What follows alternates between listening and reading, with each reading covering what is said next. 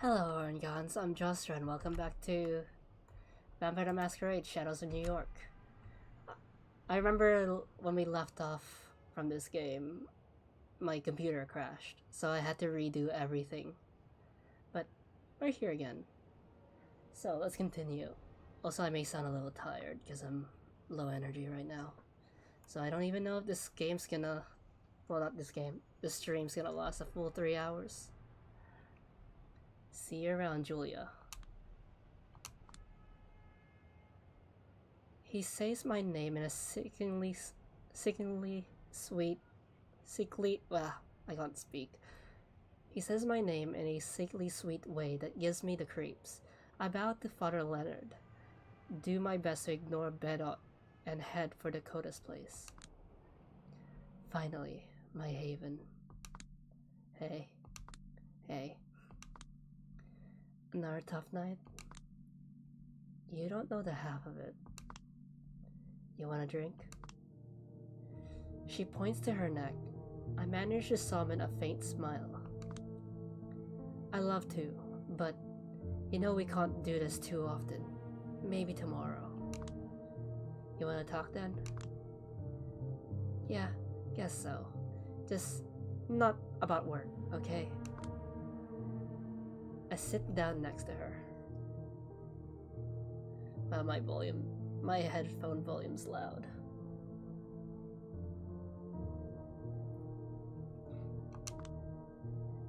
Not about work.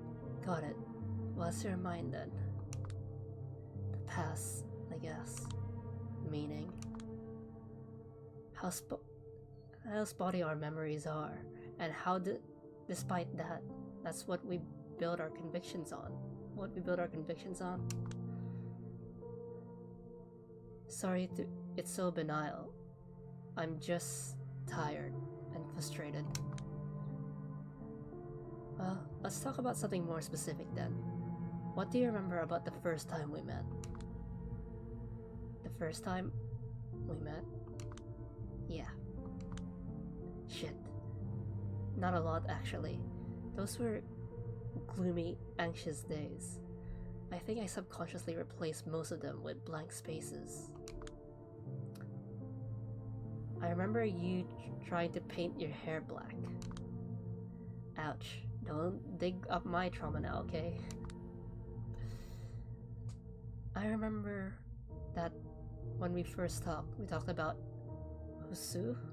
Hosu? I don't know how to say that. I'm not gonna try. Don't say Hosu. It's low-key racist, I think. Oh. Nobody ever knows what you mean by house. Ah, that show with the asshole doctor? No, the Japanese haunted house film that feels like it was written by a 7-year-old with ADHD. In the best way. In the best way, duh. We were arguing which character from the movie both of us are. You were Kung Fu and I ended up as Prof, which was rude. You were dressed up like a total nerd. Not my fault. What was the deal with that suit? I like that suit.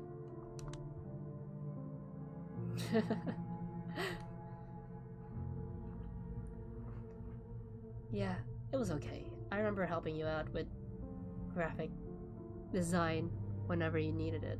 Wait, did I just see like a wispy thing here?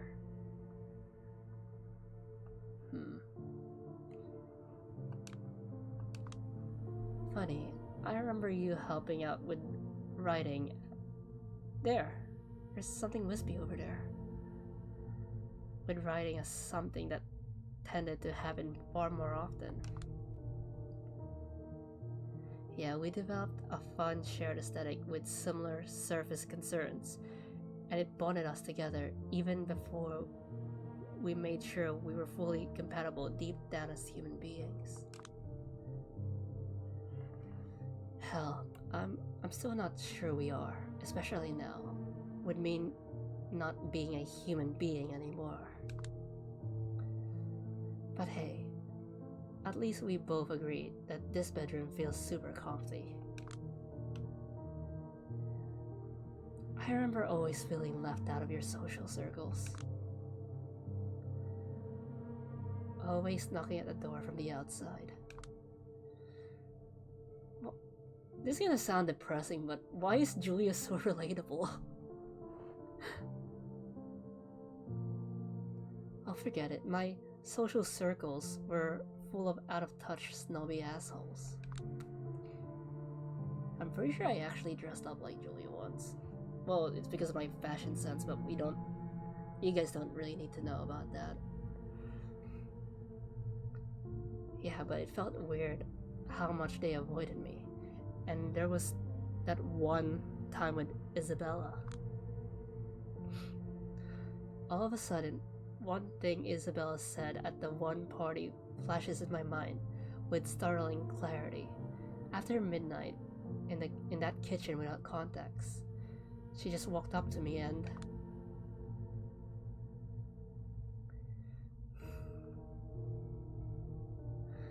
Because most of people have the same sentiments in the real world, and she's definitely relatable, yeah. Now I see why she's popular. Like, the first New York game, Coteries of New York, the protagonist was a blank slate. Like, it was supposed to be a self-insert. So there was really no connection, but Julia, yeah. Like, I know I said this in the past Shadow streams, but she feels like a full character, and in a lot of cases she feels relatable. I wonder how Kali, or however you say her name, in the third upcoming game is gonna be like, if she's gonna be relatable or not. She will isolate you, she will suck you dry, and she will move on to the next target. That's the only thing she knows. Ugh, don't remind me of Isabella. She always resented me. I'm not sure if reading a visual novel while tired, in a tired voice, is really a good idea. But we're here, so we'll just deal with it. It's been so long, and it's all baseless conjecture now. But what if she really did isolate me on purpose back then? Nah, the glass is half full. The past is Schrodinger's cat, and all that. Better to believe in the positive version of events. Hey, I guess your username kinda matches me right now.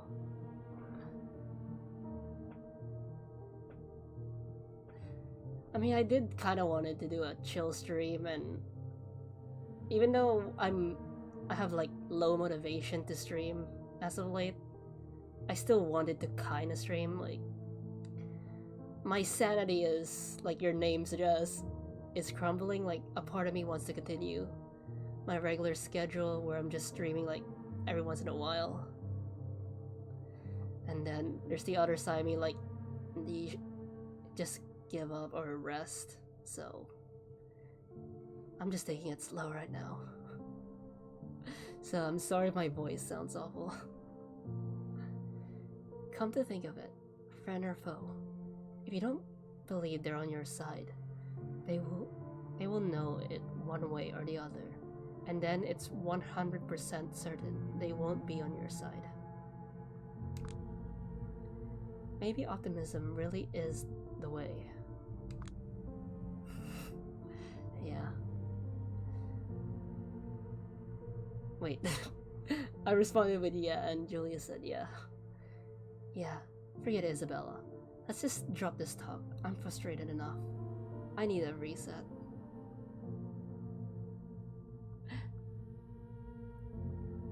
Yep. Yeah, you're using it right. Sounds like a good idea. Off to sleep? Yeah. Gonna get ready to go back to hell tomorrow. Alright, I'll get back to work. You're working remotely again? Oh yeah, this game takes place between 2019 and 2020. So we get to see how the world of darkness,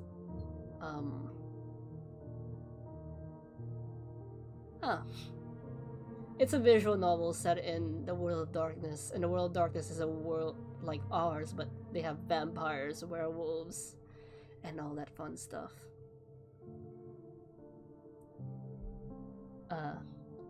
As I was saying, this game takes place in between 2019 and 2020, so we get to experience how they dealt with COVID for, I guess, Vampire Society. Yeah, my office is going insane for so many reasons, and I'm getting cabin fever too. Get some sun. It'll be good for you. Look who's talking. Good night, sunshine. Good night.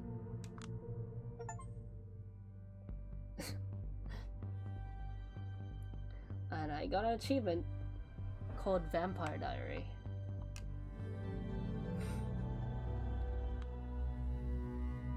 A few minutes after I wake up, I see a message slipped under the apartment's front door. Kadir?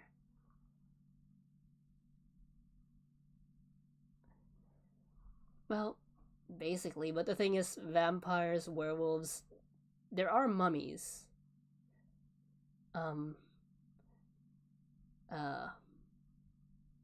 Ghost and, Fae. They have to technically hide from human society, that's why it's called the World of Darkness. And unlike other, like, supernatural media, they do try to approach it with a realistic approach. Yep. Looks like he's got a short window to meet with me in Queens. A few hours from now. Well, let's point. A single suggestion. Get ready for action. Fine then, I will. Best way to do it would be to clear my mind. Just walk without thinking. Reset the framework. Some fresh air should do it.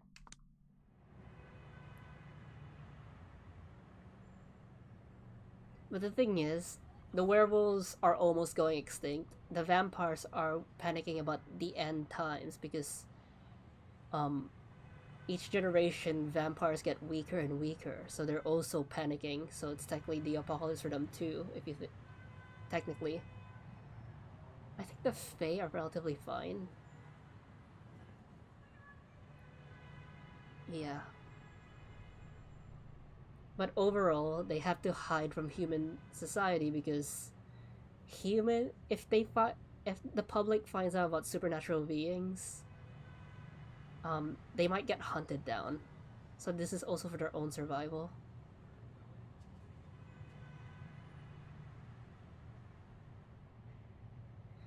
No. Think about it like, genetics, right? After 12 generations, you're no longer related to your ancestor because the blood is so thin that you're not related anymore. Like, you have 50% of your parents' DNA. You have 25% of your grandparents' DNA. Right? The blood gets thinner with each generation. That's happening to vampires. Every time they sire a vampire, the new vampire is weaker than their vampire parent. The newest generation, the 14th, 15th, and 16th generation, they're known as thin bloods because their vampire abilities are weaker, and also they could walk around in the sunlight, some of them even unharmed. And that's why, the vampires are panicking, like, oh, we're getting weaker per generation. So yeah. Maybe a chance meeting with someone could get me out of this mental rut. Let me look at the world from a different angle for a while and improve my mood.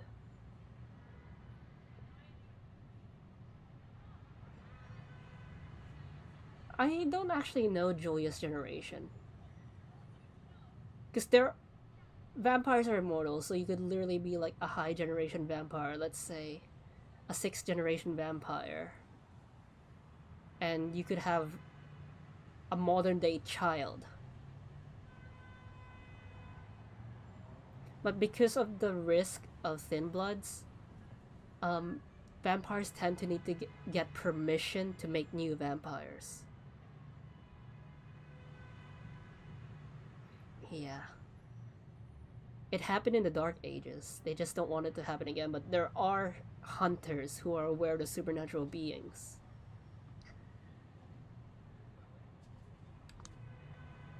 Although, when it comes to improving one's mood, nothing beats some crimson red pouring down my throat.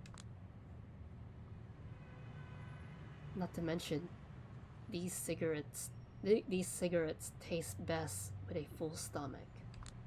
Let's go. Who should I feed on? Hide and seek for dummies. I'm being tailed. The last thing I need right now is some... Okay.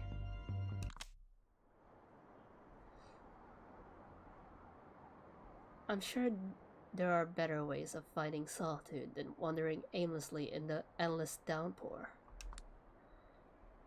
There are nights when I dive into a trizz crowd and rigorously enjoy their sweat, their hypnotic moves, and mindless self-indulgence. Meanwhile, werewolves, they're connected to the earth, and because, you know, the earth is kind of dying, werewolves are also kind of dying out. It doesn't help that werewolves are also extremely violent. So, yeah.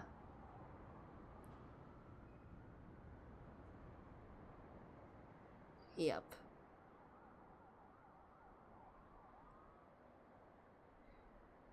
Vampires have different clans, and each clan has their own unique disciplines. Disciplines are typical vampire powers. The thing is, vampires can learn other vampires' disciplines by drinking another vampire's blood that owns the discipline.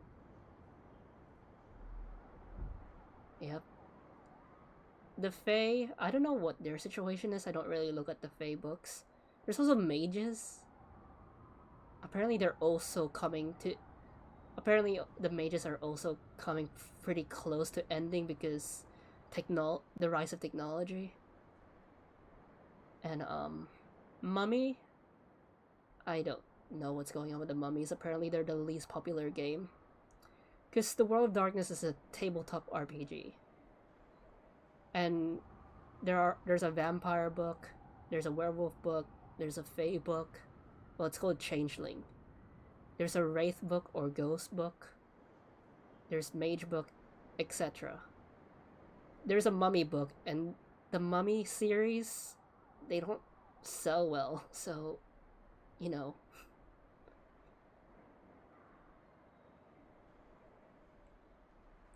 When my body starts to resonate with the relentless wall of sound, everyone disappears, and I'm raptured into a perfect kind of isolation.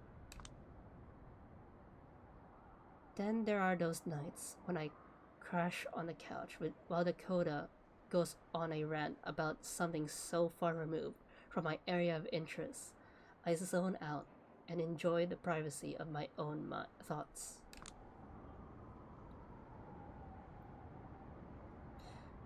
Vampires can also feed humans blood, and that human becomes a ghoul, and they're technically just a vampire servant with limited vampire abilities. They need to drink vampire blood every month or else they'll lose their vampire abilities.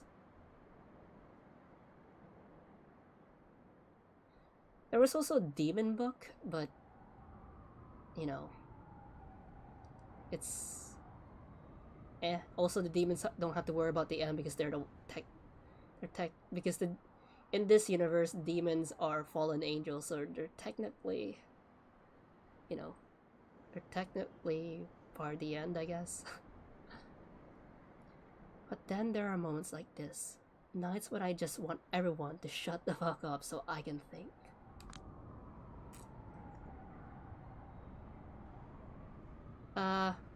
the character I'm playing right now, Julia, she's a vampire and she has to investigate a murder of a high-ranking vampire. And apparently, depending on how I do things, there's a good and bad ending. But from what I heard, the good ending feels like a bad ending, and the bad ending feels like a good ending. Because the World of Darkness is kinda depressing. Those nights I usually end up mindlessly strolling along the rain-swept streets, before inevitably ending up at Big Beat Burger. Or at least, that used to be the norm, before this whole mess.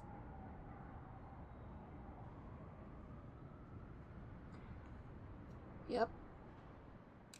Then the World of Darkness kind of got rebooted into the Chronicles of Darkness, then they rebooted back to World of Darkness. Now Chronicles of Darkness exists as its own entity. But the Chronicles of Darkness is no end times, so you could just play a chill vampire.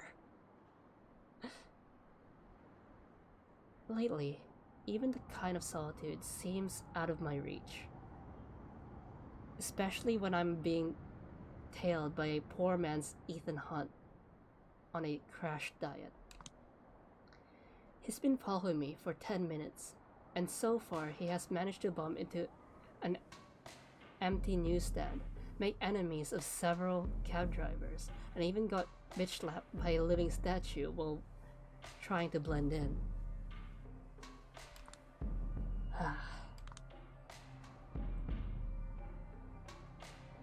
As he shortens the distance, I grab a nearby lamppost and swing myself around like Gene Kelly, using the momentum to quickly turn around and look right at him. Yeah. Very confusing. I have to give you credit for your level of knowledge, I'm not sure. I mean, this is a visual novel set in the universe of the tabletop. I mean, I have to blame Hiba for my knowledge. The difference between the World of Darkness games is that, and D&D, is that World of Darkness games focuses on the story. That's why instead of a DM, you get a storyteller.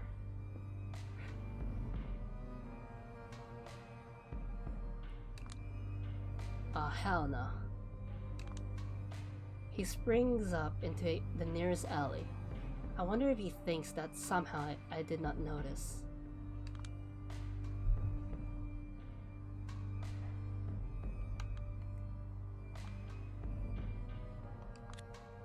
Hey, do me a favor, will you, asshole? Stop creeping on me. I'm about to walk away when an obnoxious voice, not belonging to the creep, catches my ear. It's coming from the same alley.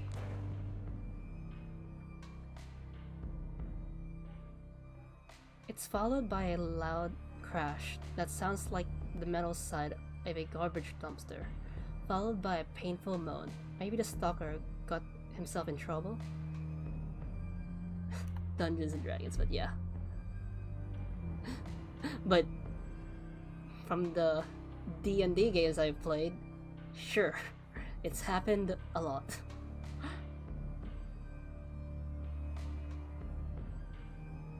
True. I'll check it out. I should let the creep deal with this himself. I should, but I won't. Can't give a moment's rest in this damn city, can I? Oh wait, I need to think like a Lasombra if I want the good ending. I'm from a clan called the Lasombra and they hate weaklings, so, you know, I need to be tough. As I barge into the alley, I notice two hooded jocks bullying my scrawny stalker. While the big guy wrestles with a high-tech smartphone, the sleeker one keeps punching. How nice of them to share responsibilities. Yeah.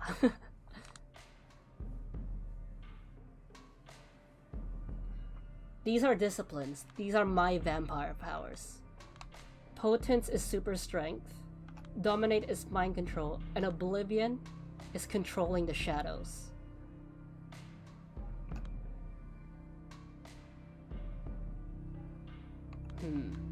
What would be funny?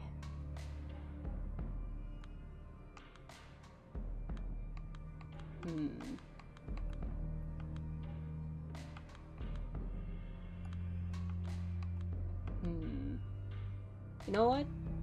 I'm gonna beat them up. I don't speak up.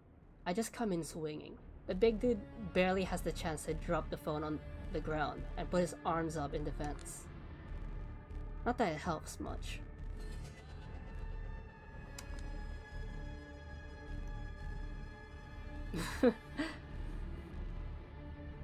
I divert his spectrum with a swift jab.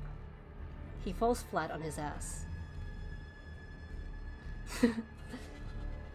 Like a clumsy child. I also, in my channel, I also play an RPG game. Well, yeah, an RPG game based on the World of Darkness called Vampire the Masquerade Bloodlines. His nose burst with blood. The scent makes me shudder. I fling him like a missile directly into his smaller companion. The spectacular flight ends with the twin cracking of his broken rib, coupled with the smaller guy's head hitting against the wall.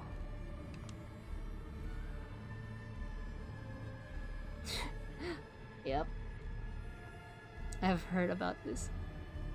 I mean, that's because a lot of people just finish this game in one sitting, but I find myself explaining to chat multiple times about the World of Darkness. Like, I get into tangents. That's why this sometimes takes long. I mean, last stream, my computer literally crashed, so I don't know if I can keep going. As the thug's victim recovers, I shove both of their unconscious bodies into the garbage dumpster, right where they belong. I pick up the peculiar smartphone on my way over to the stalker. It doesn't take a genius to figure out it belongs to him. The screen is locked and glitches oddly as soon as I touch it. No surprise there. Also, every vampire clan has a curse. My vampire clan, the La Sombra, their curse is that they can't really use technology. It will glitch out or it doesn't work for them, and the reflection is distorted if they look at a mirror or anything reflective.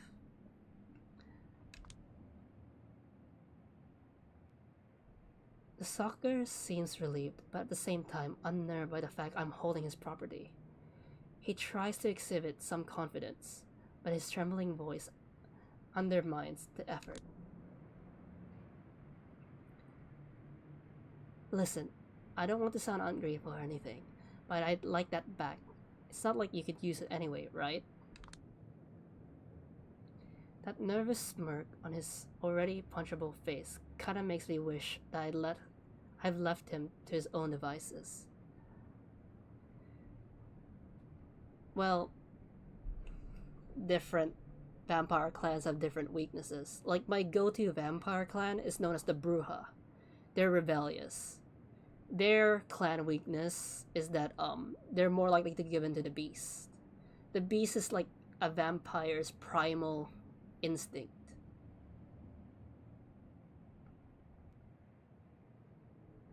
Right now, Julia's just walking around New York until she's called over to investigate. This is her free time. The thing is, the murder victim, I met him in the first game, Coteries of New York, and I didn't like him. He was racist and sexist, and he acted like he was better than everyone else.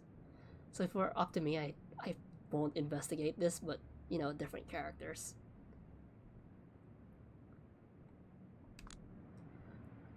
I'm of two minds about handing over something I could use to gain leverage over the sleazy asshole who's been stalking me for God knows how long.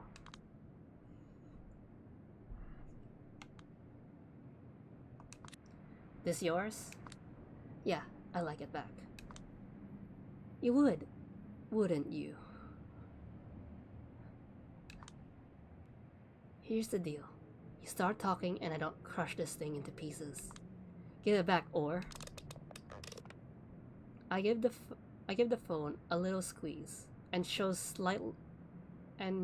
slightly deformed case to the pockmarked guy. You were saying, okay, you got me. I'm cornered, okay? So I'll talk. Just throw me the phone, please.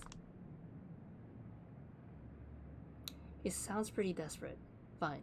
It's not like he's going anywhere without my consent at this point. And if he tries to start some shit, the smartphone goes into my hands and under my heel. It's back into my, yeah. Technically. I mean, in old lore, the La Sombra... Okay, I have to go into the vampire factions. We're working for the popular vampire faction known as the Camarilla. They're kind of like a secret society. But the thing is, they're kind of old-fashioned. Right?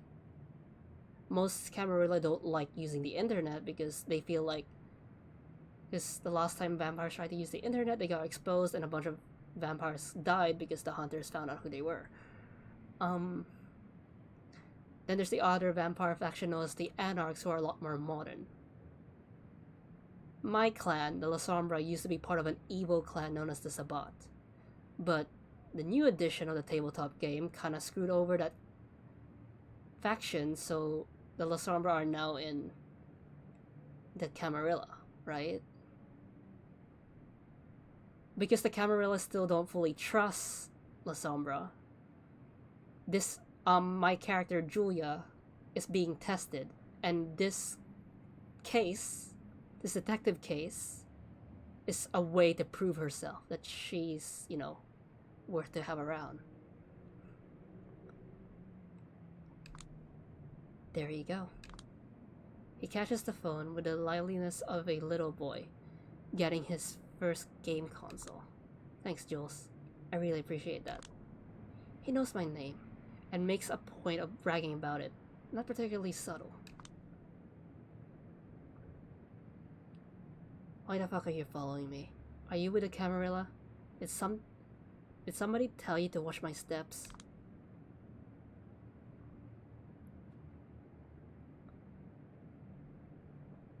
He looks confused. When I mentioned the sex name, I realized after the fact it was probably a really stupid thing to say to a random creep. And the title of the game, the title of the tabletop is Vampire the Masquerade. The Masquerade is a rule of the vampires keeping their identities a secret. If you break the Masquerade, even though the Camarilla has traditions, they don't just have the Masquerade. But the Anarchs, that's the only rule they accept, the Masquerade, because they know if humans find out about vampires, they're screwed. If you break the Masquerade, the Camarilla will come after you. And they'll probably kill you.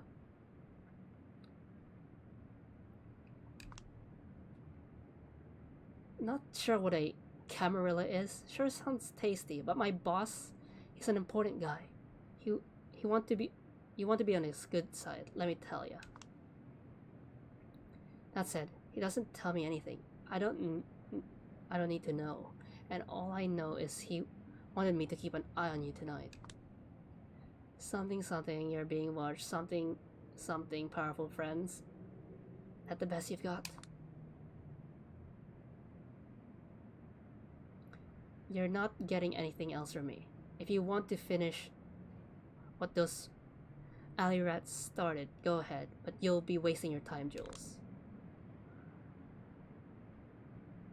The loser seems to brace for a hit, contorting his face into a confused grimace, which was probably meant to express bravado. I'm not going to give him the satisfaction. Fair enough, but call me Jules again, and this time, when you lose your phone, you'll need a proctologist to help you find it. That's a butt doctor.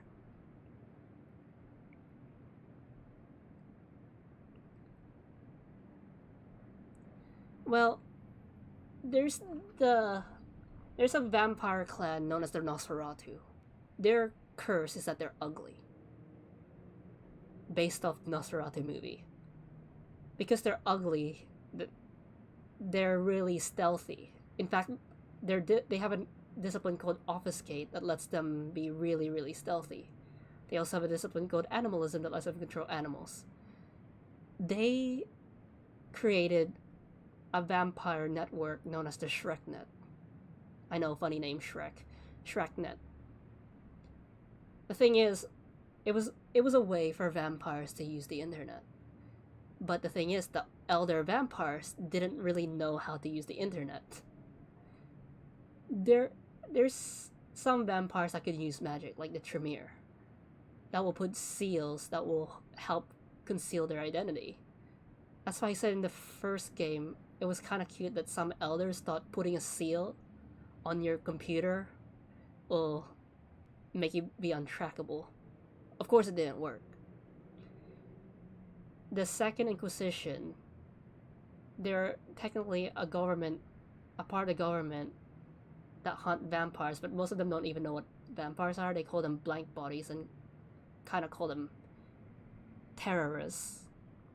Yeah, they killed a bunch of vampires, and since then, some Camarilla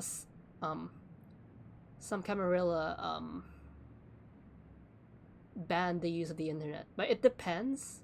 Like here in New York, the Camarilla is a lot more lenient with using the internet. But other Camarillas, yeah,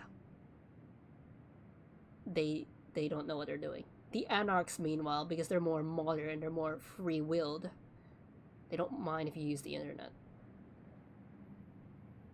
The Nosferatu wants to rebuild the ShrekNet though. So, yeah, there's that. Kinky, ain't ya? I'll see you later. You won't if you know what's good for you.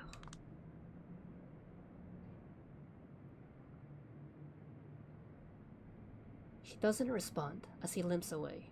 I realize that the rain is slowly letting up, and that once more I'm left with more questions than answered. I can't speak French.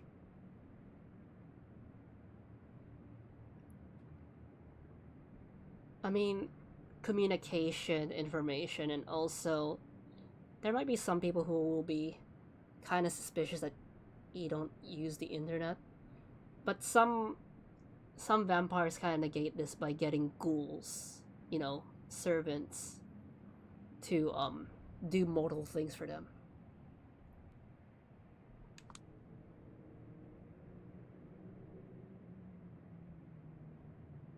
I decided, like, some Camarilla are so strict that they don't let technology at all.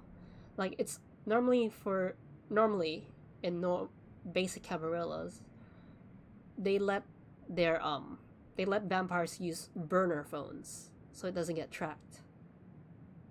But in some Camarillas, they're so scared of technology that they don't allow anything more advanced than a typewriter.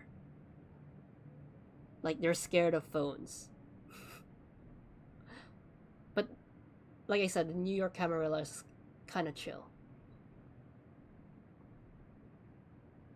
I decided to get on with my night and focus on the relief that comes with realizing I'm not the voyeuristic object of some creep's interest. Been there, done that, wouldn't recommend. Time to get a move on. It's time to get back to work. I step inside the subway and head for my meeting with Kadir. Oh, for fuck's sake. I thought you were kidding. Nope. I couldn't reach her. But I know for a fact Hope is there. He's pointing in the direction of a double spiral building. And what is she doing there? I understand she's the current leader of the company, acting CEO to be exact. Oh yeah, context. last game, they revealed that the CEO of Double Spiral is a vampire, and she's technically trying to make the internet a lot more accessible to vampires. Again, because you know, they kept saying, oh, the old vampires, they don't know how the internet works, that's why they got caught in the first place, blah blah blah. I mean, they do have a point. Like I said, it's kind of cute that some older vampires thought putting seals on your computer would keep your identity hidden. No, no, no. You're pulling my leg. Oh yeah, Julia, back when she was human, she tried to expose Double Spiral and she got fired. That's why this is traumatizing for her. Of all the places in this city, the company that brags about creating IT solutions of the future, always surrounded by rumors of monstrous workers' abuse, all sorts of ethical violations, trading information with governments, and ending the career of a certain promising journalist and personal fuck-up who attempted to investigate them seriously. You might be able to ask her both professional and personal questions. 2 birds with 1 stone. Kadir? He's the sheriff. The Camarilla are led by a prince. And even though they're called prince, it's gender neutral. Like, the prince of the New York Camarilla is a woman named Helene Panhard. The right hand, well, the main policeman of the prince is known as the sheriff. That's who Kadir is. He's the sheriff. It's his job to hunt down any lawbreakers of vampire society. But most well, I'm not saying most, all Camarillas have a tradition where there's technically a council known as the Primogen Council. A Primogen is a representative of each clan. Spoiler alert, apparently in the good ending, Julia becomes a Primogen. Because right now she's the only member of the La Sombra in this Camarilla.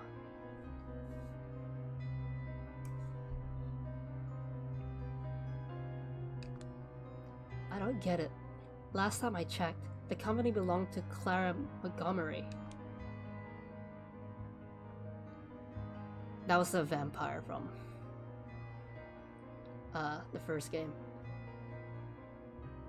I'm told she quietly took a sabbatical a few months ago, and it sure looks like the kind of sabbatical you don't come back from.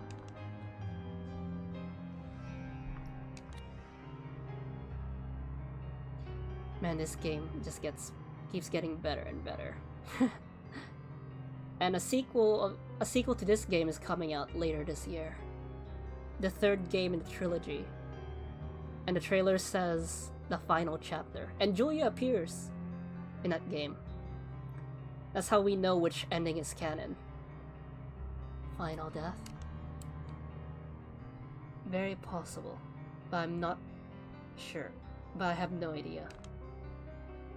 I remember I was shocked when I first learned that one of my nemesis back in my old life was a vampire all along. When I realized her position made her untouchable to me, I was beyond mad.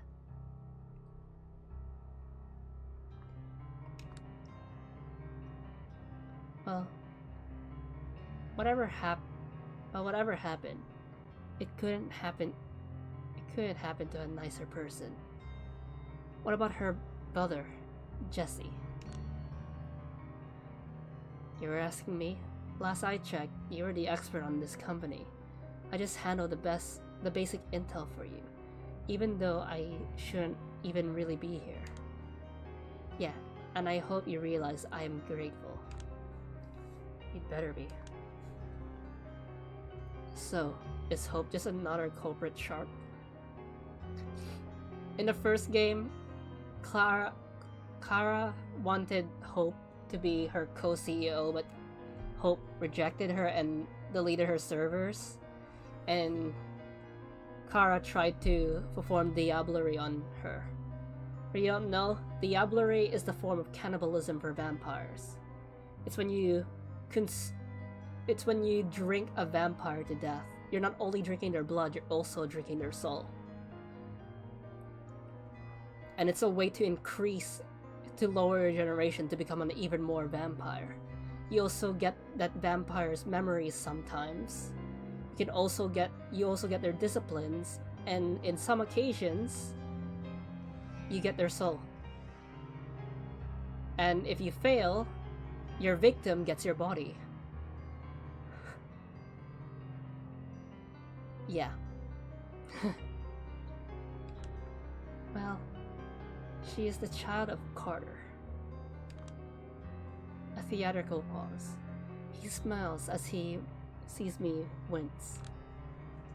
But very much unlike him, he took her in for her particular multifaceted talents related to the internet.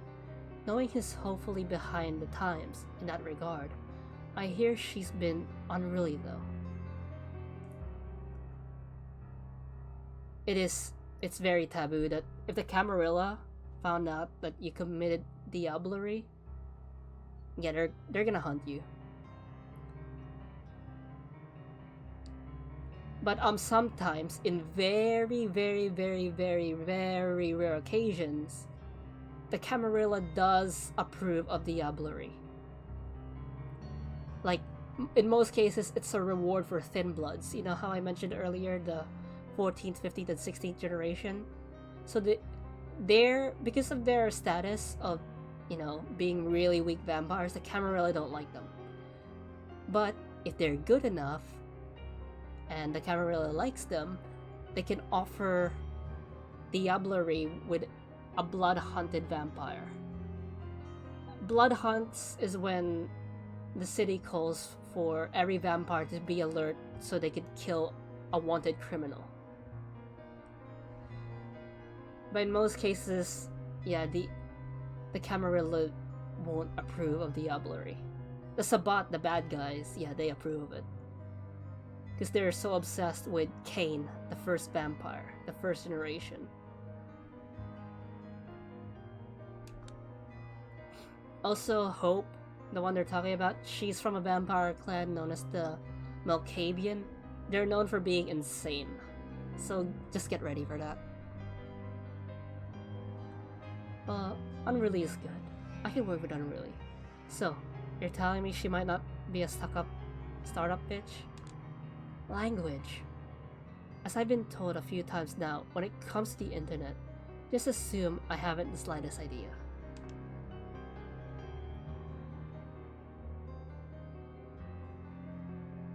I'm getting there myself. I haven't been able to check my email for 5 months. I have no idea what the kids at BBB are talking about most of the time.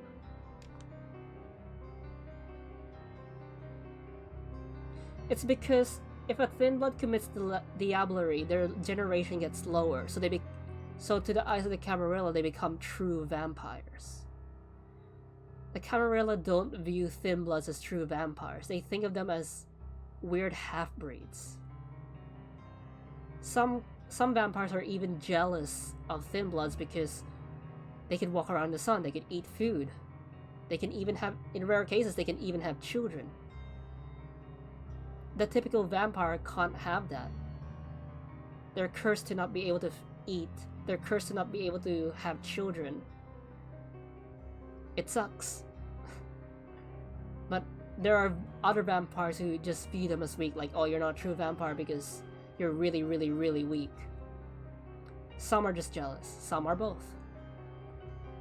The more religious vampires think that the thin bloods are the sign of the end.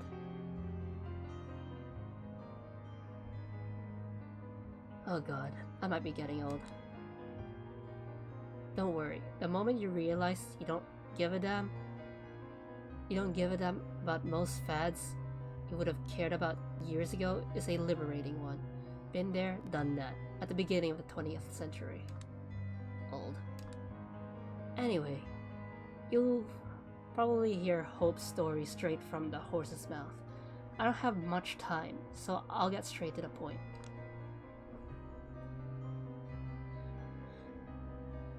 You shouldn't be looking at anything in the main building.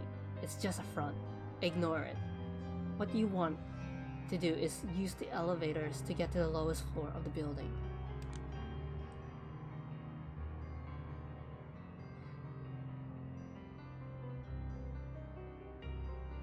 Oh, in the tabletop, when you do Diablerie, you're doing contested dice rolls. Right?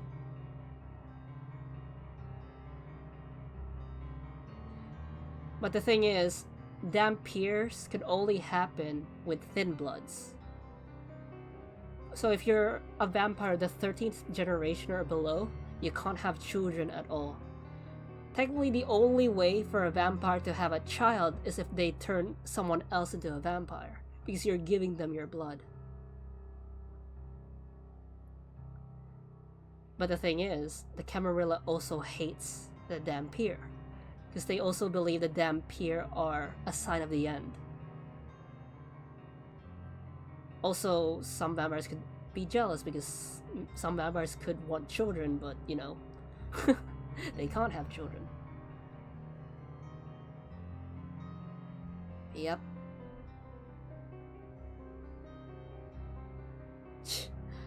I heard stories about double spiral basement, but I had no idea what to make of them. Every source told me a different rumor. Then there's ghouls. Did any of them tell you a rumor about an army of underground ghouls? Like I said earlier, ghouls are human mortals who are given vampire blood. To turn someone into a vampire, you have to drain their blood and replace their blood with your blood. A ghoul, you don't drain the blood, you just give them your blood. You have to feed a ghoul every month. If you don't, they start aging. But if you keep your ghoul fed, your ghoul's practically immortal. But they also have very limited vampire abilities. Like, in discipline strength, or vampire abilities are determined by dots. Now, in the 5th edition, you could only go up to 5 dots, but in older edition, you could go up to 10 dots. In the 5th edition, ghouls could only have 1 dot in a discipline, right? Or they could use higher power, but they have to sacrifice their health. Ghouls can also have children with other ghouls, to the point that they make another race known as the Revenants. Natural-born ghouls. These natural-born ghouls, you don't need to feed them because they age really slow and they keep their vampire abilities. They age every 4 years. Same with Dampiers. No, I'm all ears. Double Spiral employs an army of ghouls as a cheap workforce. They work and live underground, away from prying eyes, and with lesser rights than regular kin employees. Perfect for business. Wow.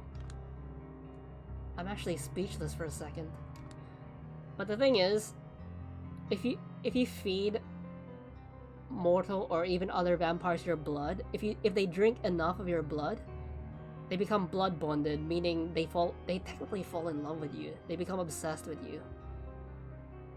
I'd be jealous. Yep. But the thing is, most vampires don't even treat their ghouls right. Like, there's a clan of vampire known as the Shemitsi. They're known for experimenting with humans. Like, there's a meme that the Shemitsi has a vampire ability that could manipulate flesh. That's why there's a meme in the community where Shemitsi can turn a human into furniture. The Shemitsi really likes to experiment. They have a lot of revenants.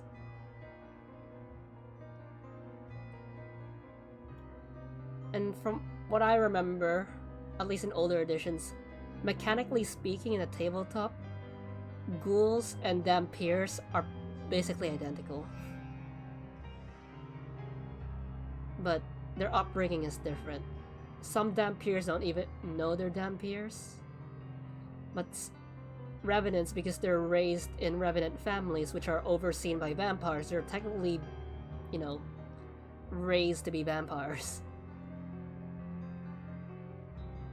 I had profoundly low expectations at the company, but every time I learned something new about what's going on behind the scenes, I'm still surprised at the level of scumbaggery at play. I'll leave the moral judgment to you, expert. In any case, you need to reach room number 507, where the CEO supposedly resides. And then, get Hope to answer your questions. His old-timey flip phone vibrates. Speaking of, if you've got any left for me, it's now or never. I'm needed at the art hall now.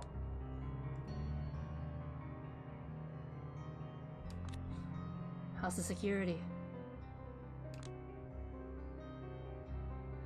That's what happens every time I play a Vampire the Masquerade game. Ah yes, good question. As far as I know, it's cameras, body heat sensors, and some electronic locks. Sounds like with some luck, I might manage to infiltrate the building as nothing but a glitch in the system. A glitch might still provoke an investigation, so be careful. It is rare that our curses turn into blessings. When it seems they have, it's usually a trap. I'll keep that in mind. And keep your eye peeled for the ghouls. The phone vibrates again. Well, that's it for me. Antonio is pestering me to show up at the Elysium 5 minutes ago.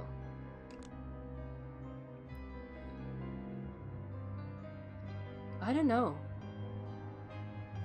I think I just have ADHD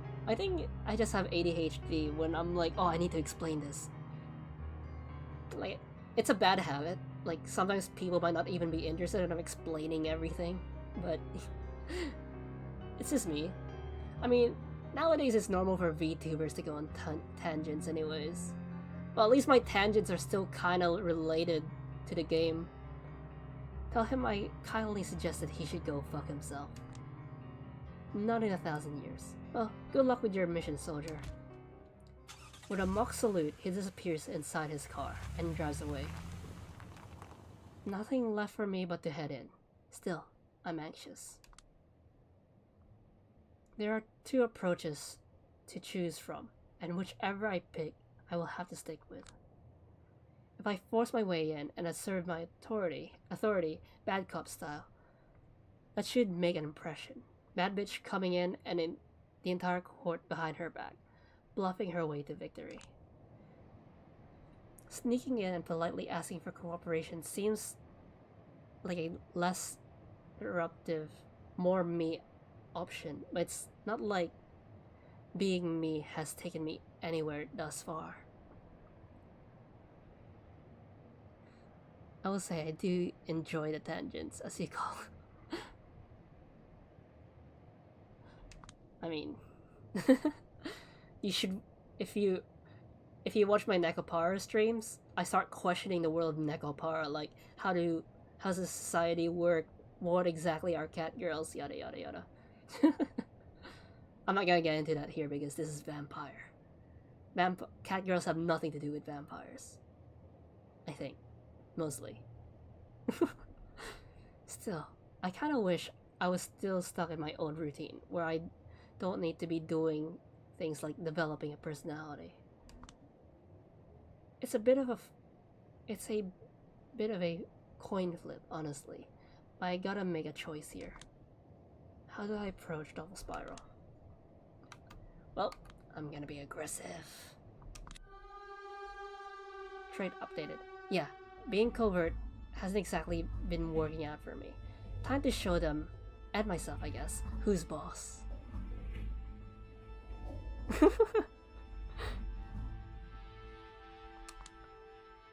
Like in that world, Negapara, it's kind of weird. It's never really explained what they are. Like, they have cat boys, but, you know, it's... I'm not gonna get into it. I mean, apparently a new Negapara game's coming out later this year, so... Unless, you know, my ADHD gets the better of me and I start explaining cat girls in this stream. Well, I'll at least try to stay on topic. As far as I'm concerned, all the companies in the world, this one deserves to be thrown out of gear the most. Time to be a bad cop and finally get somewhere. Alright, let's do this.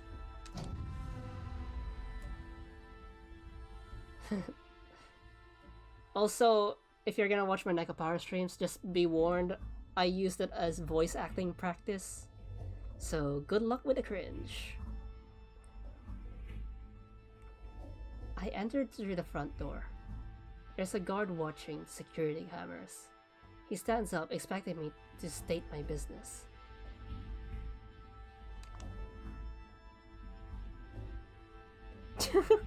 Well, they might have different lore. Shut up. I'm expected. It's not hard to fuck with his mind. He gives me a confused nod, slump in his seat, and zones out. I enter the elevator and press the button to the lowest floor. I pump myself up a bit as the elevator descends. Hello, Dova Spiral. Time to make a mess. When I leave the elevator, I immediately head into the corridor in front of me and announce my presence. Yoo-hoo! Anybody home? Big bad kindred out here. Better answer before I start making a mess. A pink-haired girl emerges from one of the corridors, looking quite angry, probably one of Hope's ghouls.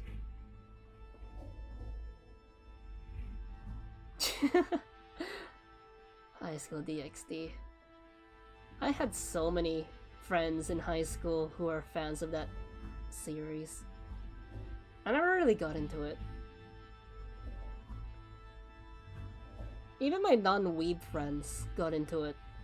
I don't know how. Then again, teenagers.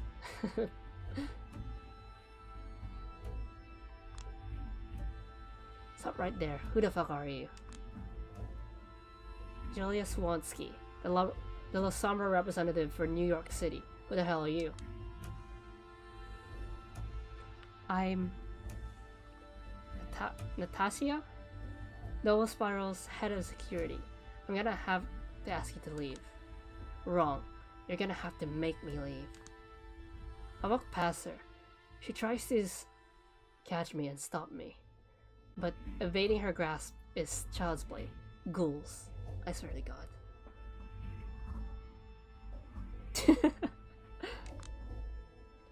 I mean, I can give you a sample of the upcoming cringe if you do watch my Nekapara streams. Is this cringy enough for you? Hello? Like, a lot of people found this voice really cringy. But, you know, some people are fine with it, I think. See? That's one of the voices.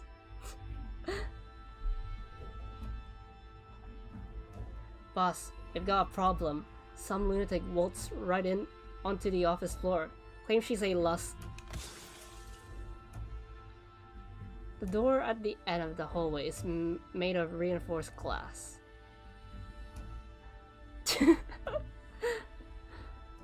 I focused all my strength and kicked it in, interrupting the girl.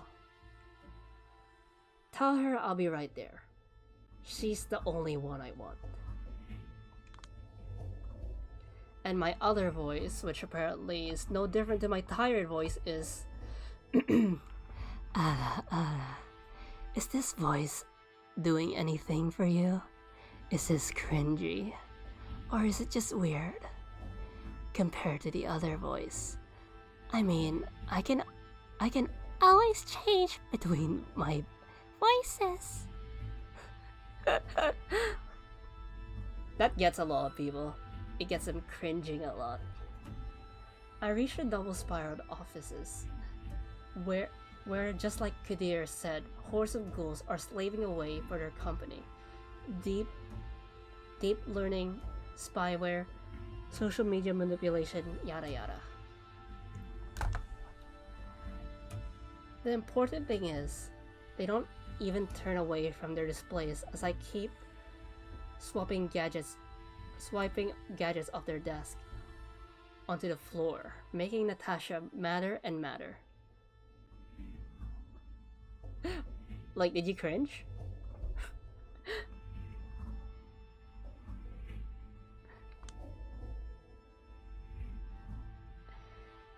I mean, is this voice seductive for you? Are you gonna listen to everything I say if I keep speaking in this voice?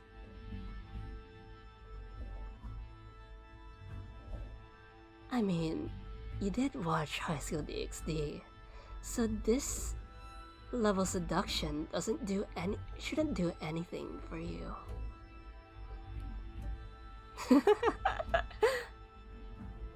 Ironically, that's also my deepest voice. I wish I could do masculine voices so I could voice act better. But it sounds fake. Like, if I try to sound masculine, I sound like, "Hey, is this masculine?" It sounds fake. Like, it sounds really fake. Don't make me use force. Oh, I'd love to see you try, Ghoul. Even if you manage to put me down, I'd love to see you explain it to the sheriff, my direct superior. Listen, lady, I don't know what it is you want. I've already told you, stupid. I want your boss. She's not here. Kara Montgomery is taking a sabbatical. Don't play fucking games with me. I want to see Hope. People tend to like that voice. Like, my deeper voice. My ala voice, for some reason. Hey you, the goofy looking glasses guy wearing an anime t-shirt. Where can I find room 507? He raises his hand listlessly, pointing me in the right direction, prompting Natasha to kick his chair in frustration. I head that way and eventually reach the corridor I was hoping to find. See, this is what, because I'm a little sombra, this is what a camera sees. It glitches. Yeah, they asked for the deep mommy voice a lot. Yeah, I've noticed that with the internet. Also for I'm an unknown gender VTuber. But for male VTubers, I noticed the same pattern, like people ask for a deeper male voice to sound like a daddy. Yep. But at least they're showing you one of the Sombra weaknesses. The camera's glitching in front of her. I slowly walk to the end of the corridor. There it is. Room 507. The door looks harder to take care of than the other ones in this place. Probably won't be able to take care of it the same way I did the others. The door to the office of the current double spiral CEO. This fucking company.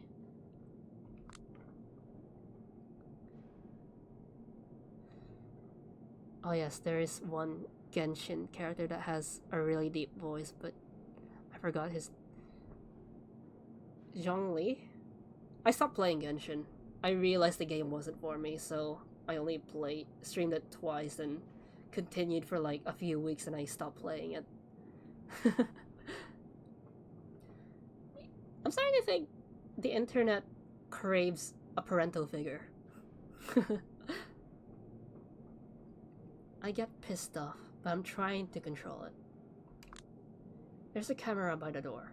If she knows what to look for. She can probably see I'm here for her. Like, I'm here on her screen.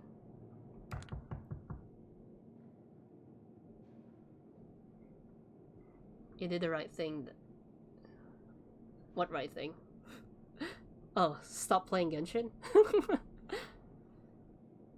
But just to make sure, I knock on the door. Hope, I'm a Camarilla detective, and I will need you to answer some questions. Hope, I know you're in there. Open the door. I will not leave until you do. I'm here on the behalf of the sheriff of New York City. Hope?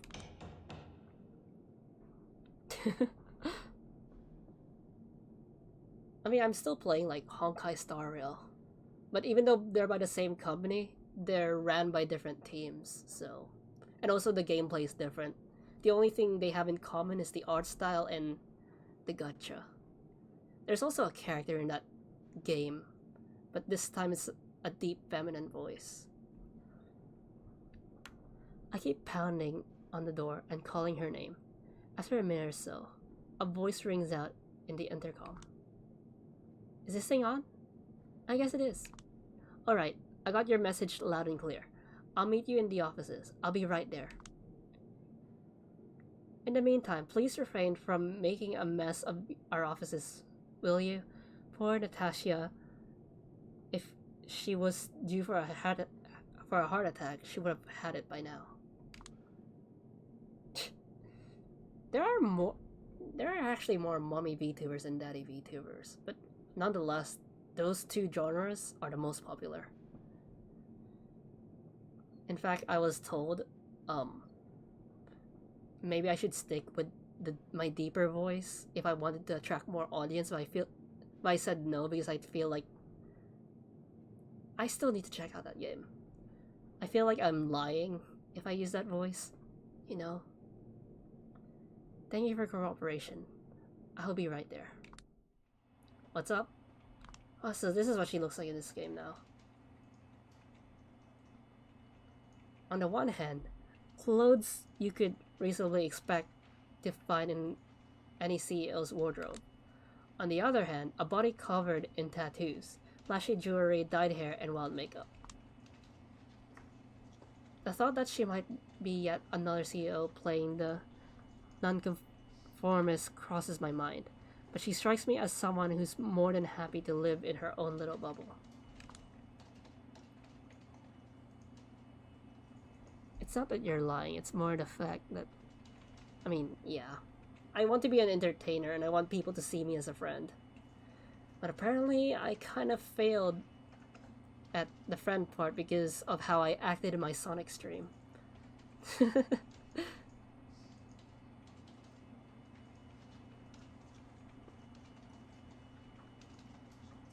I'm too broke for a voice changer.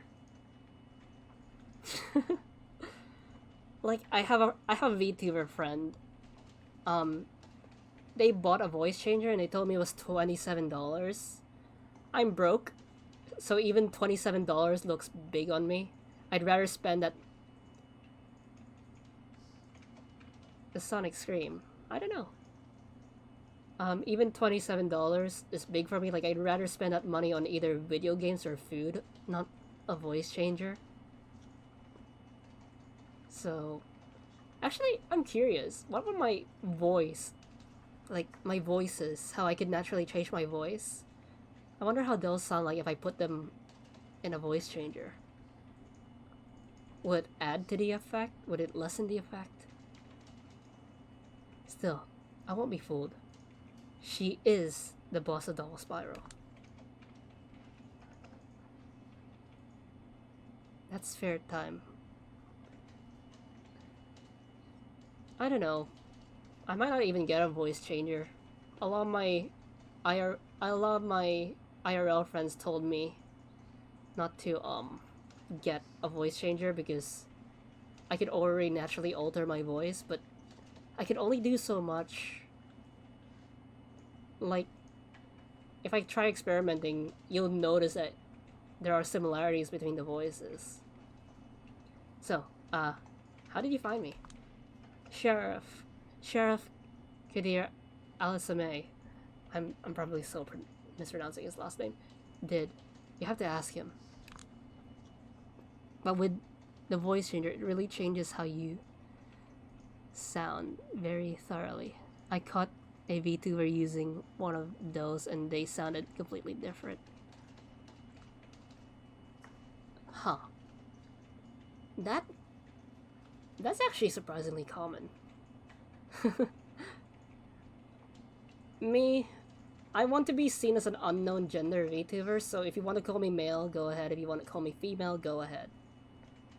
But I'm trying to not get advantages. Because male VTubers are rare, so they have some advantages. Female VTubers are just naturally popular, so they have a lot of advantages. Being unknown gender, I technically negate those advantages. But apparently I failed. People seems to think I'm one gender over the other. I take out a new cigarette without thinking. You can't smoke in here, lady. Just let her. Don't treat me like I'm your enemy. I come in peace. Peace my ass. A deep, relaxing drag. Not my fault you couldn't handle me. I had at least 5 opportunities to subjugate you.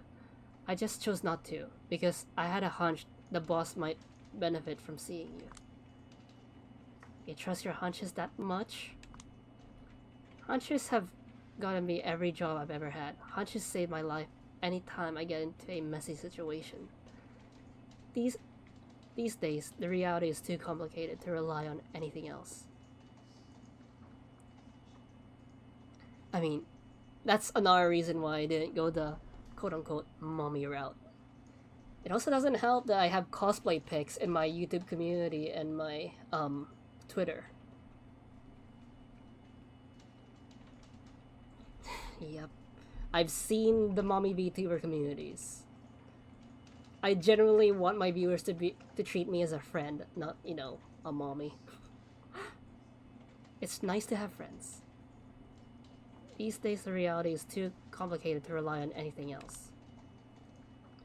Can't find a better head of security than our Natasha and her hunches. And her hunches are the main reason why. They're like a sixth sense.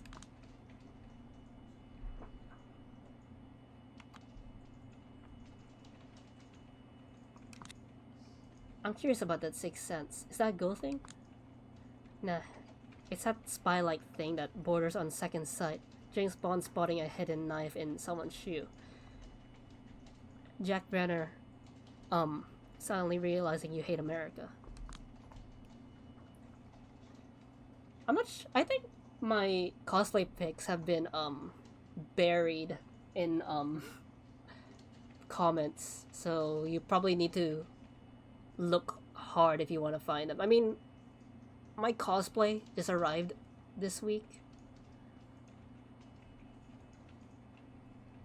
Sure is. I will say, if you go that route, make it very clear on what you want. Yeah. I try to be as all ages as possible, even though I play R-rated games. I do give a warning to my viewers, like, hey, this is an adult game, get out of here if you're a minor.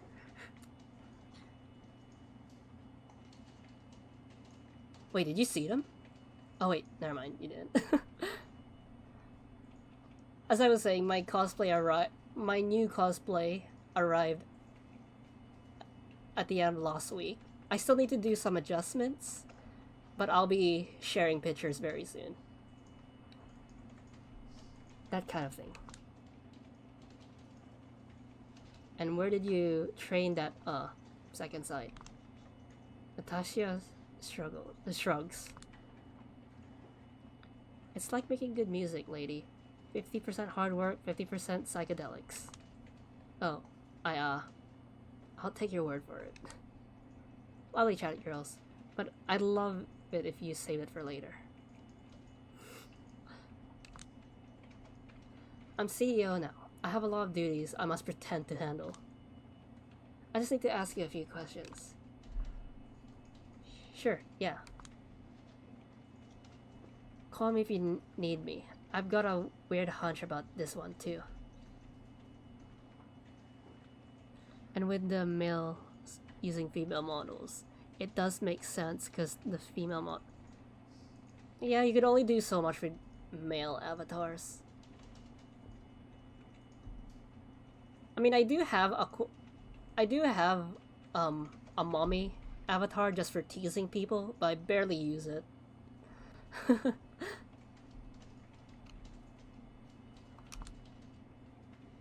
What gave you that hunch, Natasha?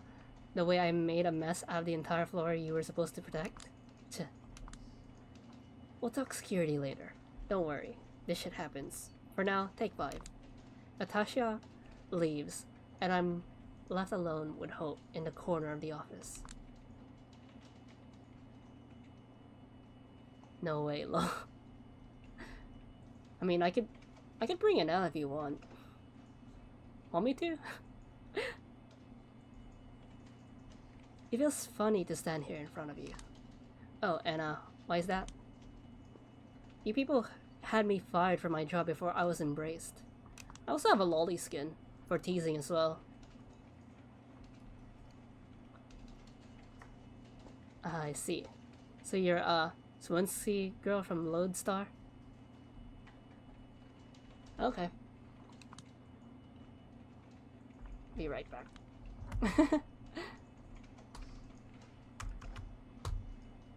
Boop.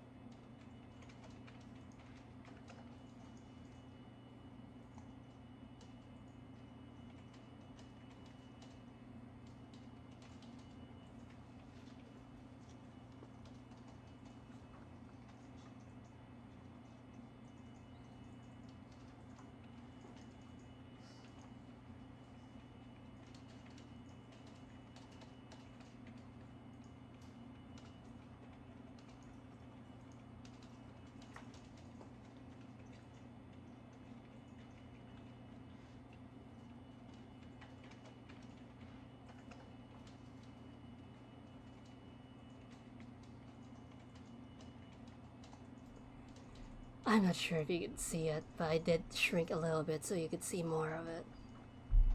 Also, hello Hiba. He's not just my friend, he's technically my son. So, yeah.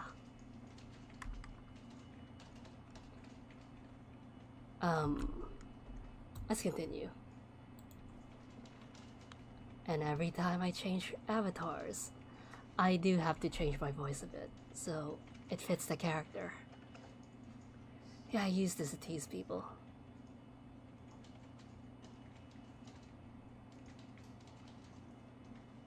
Yeah. I mean, I could naturally change my voice, but it won't make sense if I use my regular voice for this avatar. Should I change back, or you want me to go lolly? You know what? I'm gonna experiment.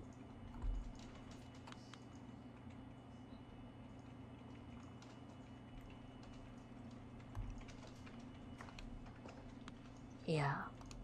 Somehow I never put 2 and 2 together. So you're the little summer rep for the city now, huh?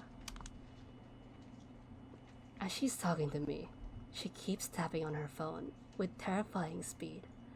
I don't feel like I have her full focus, and it's getting on my nerves.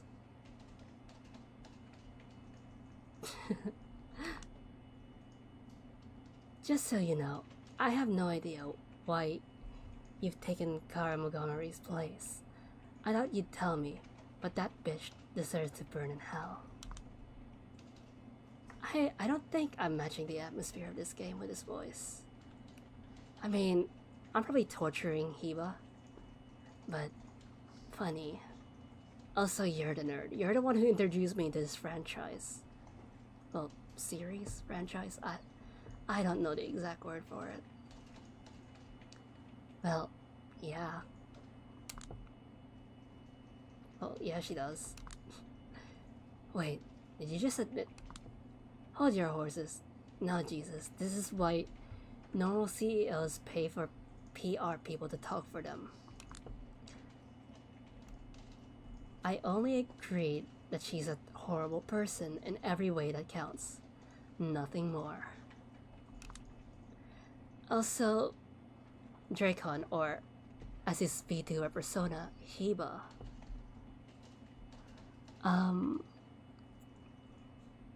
He's my VTuber son. I designed his avatar. Okay. I'll change back, or I could torture my son.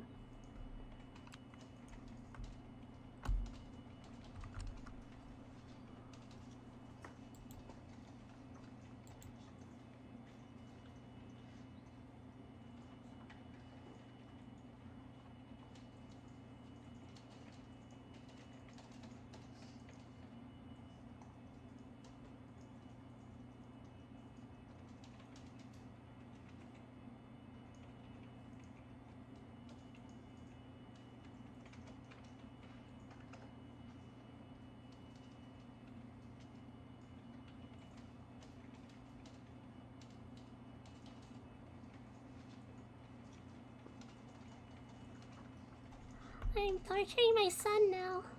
I know he hates it when I use this voice, and I don't know. I actually don't know how he feels about this avatar.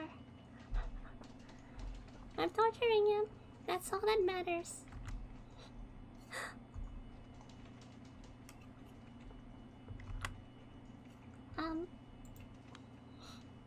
Yeah.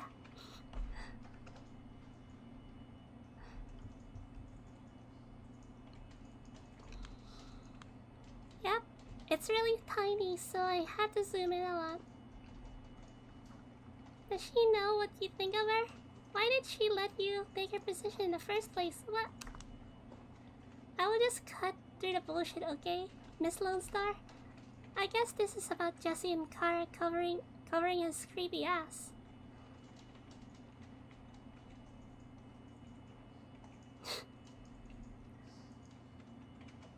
Well, not really.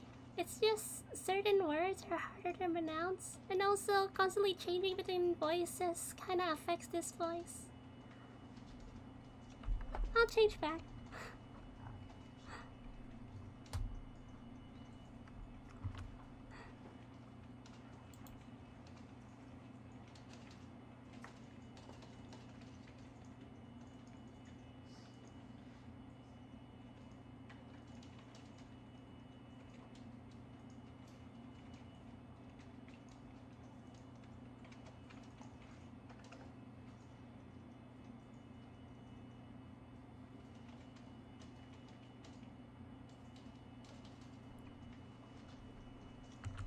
And we're back to normal. I hope I managed to torture my son. Anyways, he sometimes streams. Very occasionally though. I want to play Lethal Company with him because I want to hear him scream.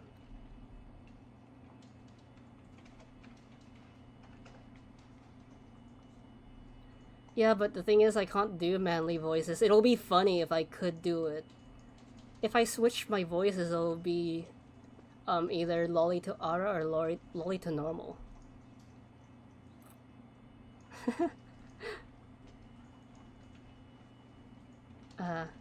You've spent months on this case. You'd like some closure? Pretty much. Well, here's your closure. Double Spiral has severed practically all ties with them. They don't work here. They get no company money. They probably won't even show up here again. There's this one time I did full I did full, you know, scam callers. Yeah. Yeah, I made a scam caller feel awkward. I could get into it, but I'll just continue. The company's not their circus anymore, and the workers are not their monkeys. I'm in charge now. So yeah, if there's anything you'd like from me, I'm all ears. It wasn't just Jesse and his sister. His company has ingrained structures of abuse and immoral. A scam caller called me. This was a while back, like years ago. Like years and years ago. I know you shouldn't be answering scam callers, but because most scam callers will just take your name, like, oh, this person answers. So a scam caller called me, and I'm like, okay, I'm gonna have a little fun with him. So it was like, so the scam caller was like, oh, am I talking to this person, yada yada yada. And I was like, Oh, you're not talking to this person. They're a little busy right now. But maybe perhaps I can take their place, and I could provide you with some entertainment. yeah. I said something along those lines. Those are the exact same lines because my memory is bad. And then they were like, oh, are you interested in car insurance or whatever they were selling at the time? Like, then I responded with, then there's, like, they were trying to scam me with something. And I was like, Oh, sorry, I'm not interested in that. Maybe I'll be a little bit more interested in something else. then they hung up on me.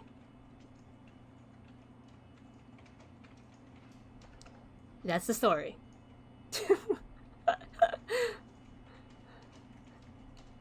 I've ordered internal investigators and audits. Everyone related to those lucrative activities are disciplined. Legal actions, firing, and rebukes, all depending on the severity of their misdemeanor. I would have, but they hung up on me. I also did it to my childhood friend. I don't know. I just like teasing people. I don't have a stomach for all that creepy corporate shit, so I'm trying to steer this ship in the right direction. Don't know what else I can tell you. It's kind of just like you weren't interested in what they were selling, and they. I mean, they did say before they hung up. They did sound like they were stuttering. They were like, Then they ended the call.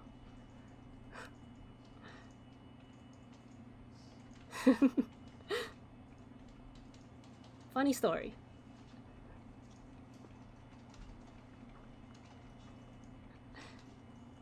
I don't even know what my sense of humor is, but like I said, I'm taking it slow, so in the past I did have a regular schedule, but now I'm just gonna stream whenever I feel like it.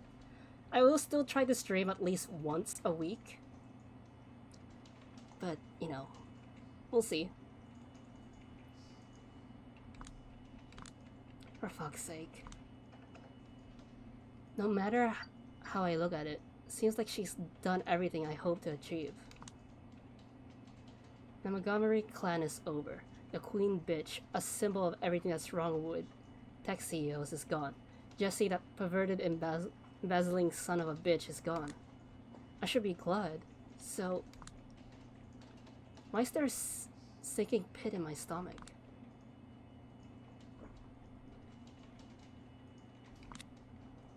This doesn't feel right. Probably not, but hey, I look at this company like the mafias in gangster movies.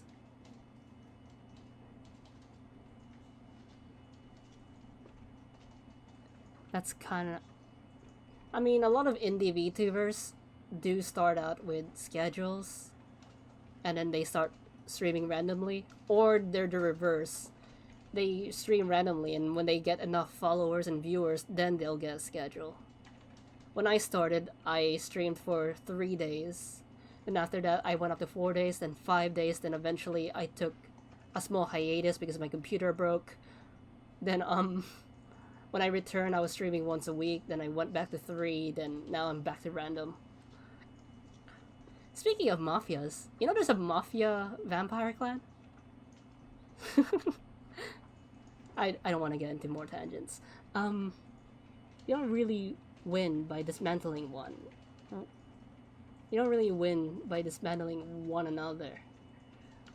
Dismantling one, another one. Another one will... I can't read. Another one will just as quickly take its place. They're kind of confusing to explain. But they're an independent clan, so they're not really part of the Camarilla, the Anarchs, or the Sabbat. You can only win by ensuring that the organization gets the best possible leader. So in Double Spiral's case, the best you can hope for, no pun intended, is me.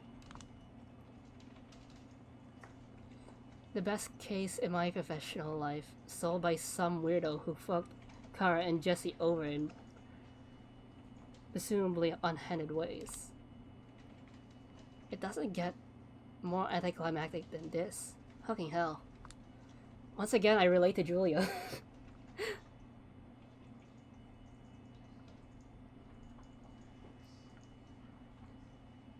I mean, technically speaking, I don't really know my own sense of humor. My sense of humor is just teasing people, I guess.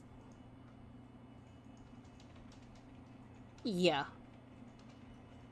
The thing about Vampire Society is that you can't really truly trust anyone. I mean, you can, but in most cases, you don't. I want to ask her how she did it, but why would she tell me? All I can guess is she's an outcast who decided to get her hands dirty and obtain power to do something she considered good. Something I've always been afraid to do. Anyway, I feel for you, but I have a lot of work to do, so if it wasn't just a trip down memory lane and you have any other questions, speak now or forever hold your peace, okay?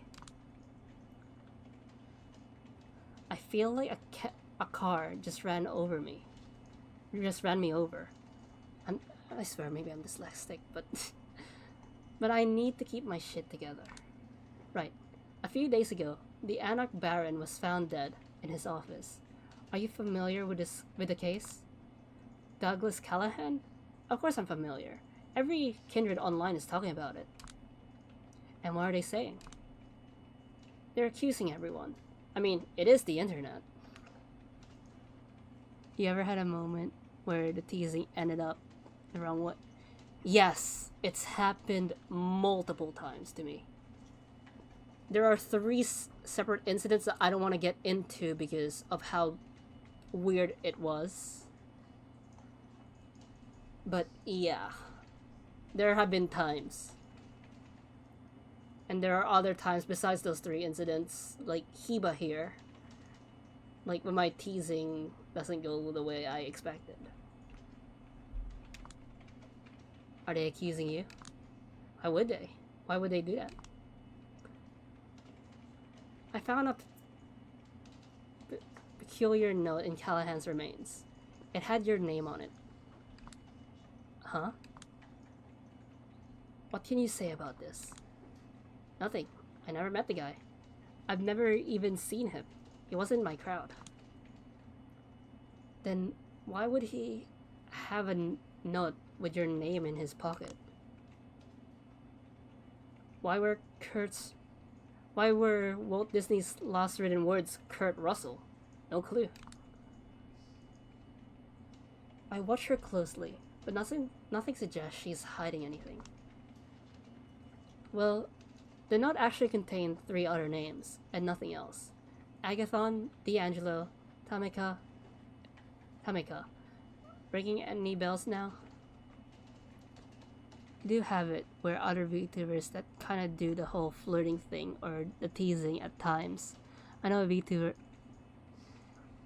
I think the way I do it, I kind of make it rare. Like I said, I want to be treated like a friend, and your friend doesn't flirt with you all the time. Your friend likes to mess with you at some points in time. That's why I don't do the whole flirty and lolly thing all the time, because, you know, I want to be your friend.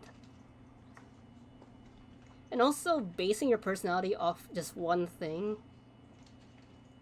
while, while you could hone it and master it, it's better to be good at multiple things than just, you know, one thing. Like, you could still have your specialty, but you should have, like, a safety net, you know?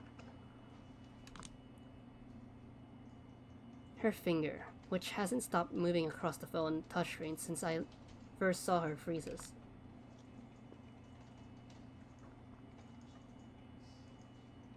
Yeah, it kind of does. Actually, it's a short list of promising unaffiliated kindred that was making.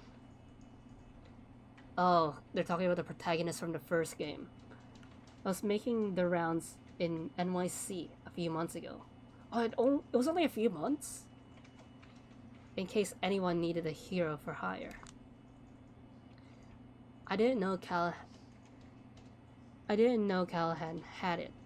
I know Sophie Langley did, as well as a few Primogen. Not sure about the Anarchs. Who could have prepared this list? One of the local information brokers. A short but telling pause. Anonymous. How anonymous? Sort of anonymous. She's obviously conflicted about whether she should tell me, or maybe she's pretending so that I worm it out of her. Making a mess of her office's work, so might as well put on the tough guy act again. I have nothing against them anonymous, or it's my best interest to hurt them anonymous.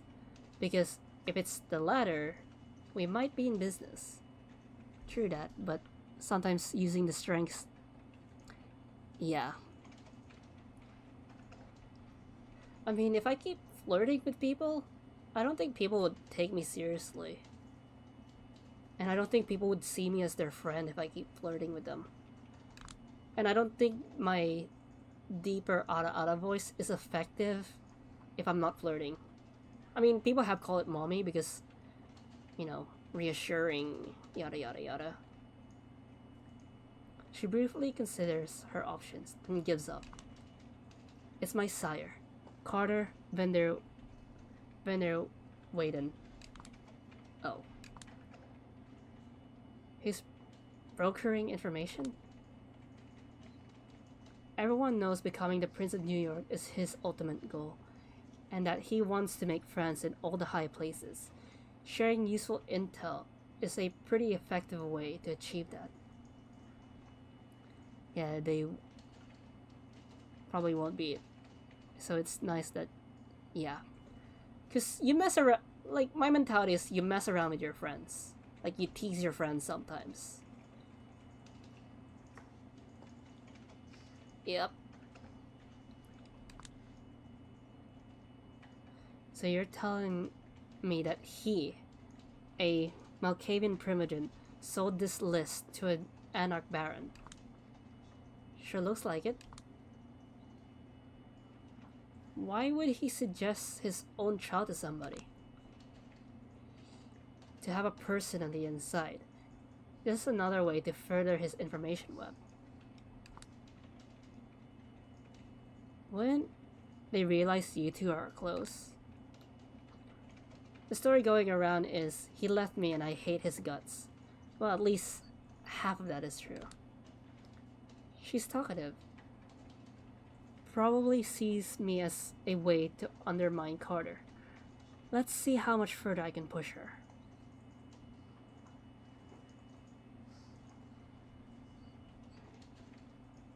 Yep. I mean, I've been called mommy too, and people also. Okay, that one I never got. and people even greeted me for Mother's Day. But they told me it's more personality, because in my Sonic Frontier stream, because it's a Sonic game, I had kids attend that stream, and apparently the way I acted towards the kids was akin to a mother or a school teacher. Like, I was telling them off, like, you shouldn't be watching this. You can watch the stream, but you should focus on other things like your education. They reveal their age, like, oh, I'm 9 years old. I'm like, you shouldn't be revealing your age on the internet. That's very dangerous. There are creeps around. I was like giving them warnings. I was like lecturing them. The thing is, I was a babysitter for a bit, so I was kind of like protective. So, yeah.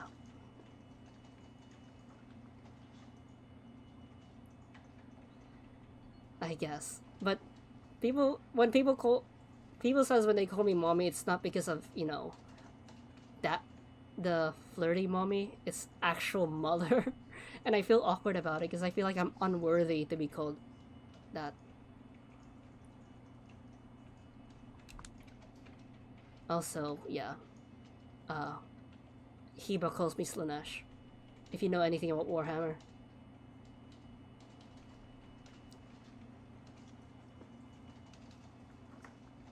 But I'm pretty sure I genuinely scared that kid.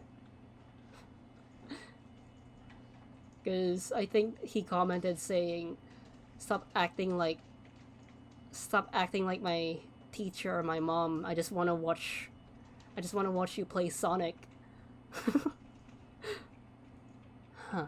I was wondering how someone like you could control a company like Double Spiral.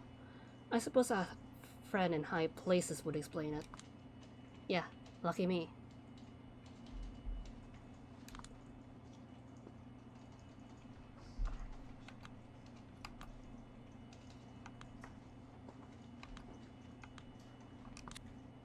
Not happy about ruining Kara Montgomery?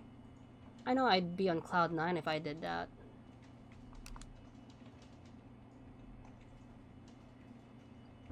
Run with what? How I scared the kids by acting like their parent? Oh, I was beyond happy. It's just that it's something different now. She stares at dozens of displays on the wall in front of her.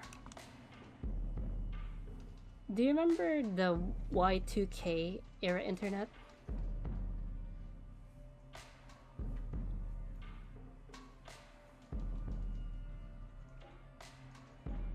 I was just concerned, like, you know how the internet is not a safe place for kids. So I just told them to be careful. I didn't kick them out of the stream, like, just be careful with what you say. Jesus, I barely remember the internet at all. My people can't really use it. But yeah, I guess I sort of remember. Forums, GeoCities, browser wars, all those handmade, amateurish web pages. It was a golden age. Everyone was welcome to freely express their creativity and obsessions in this abstract new frontier. No formulated rules, every site was a distinct new universe to explore.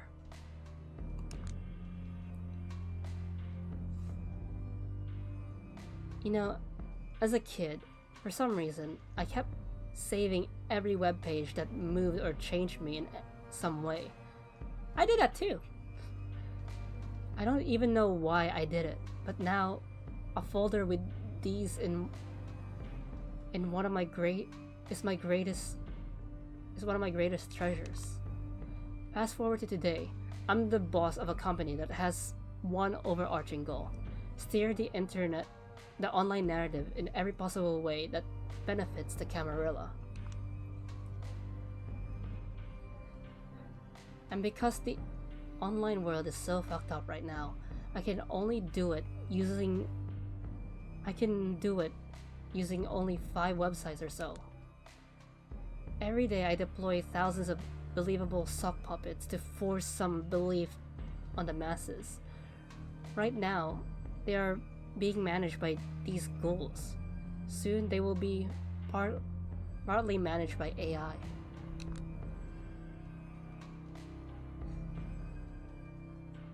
Basically an all-American version of the Chinese 50-cent party. A new pattern of public opinion guidance.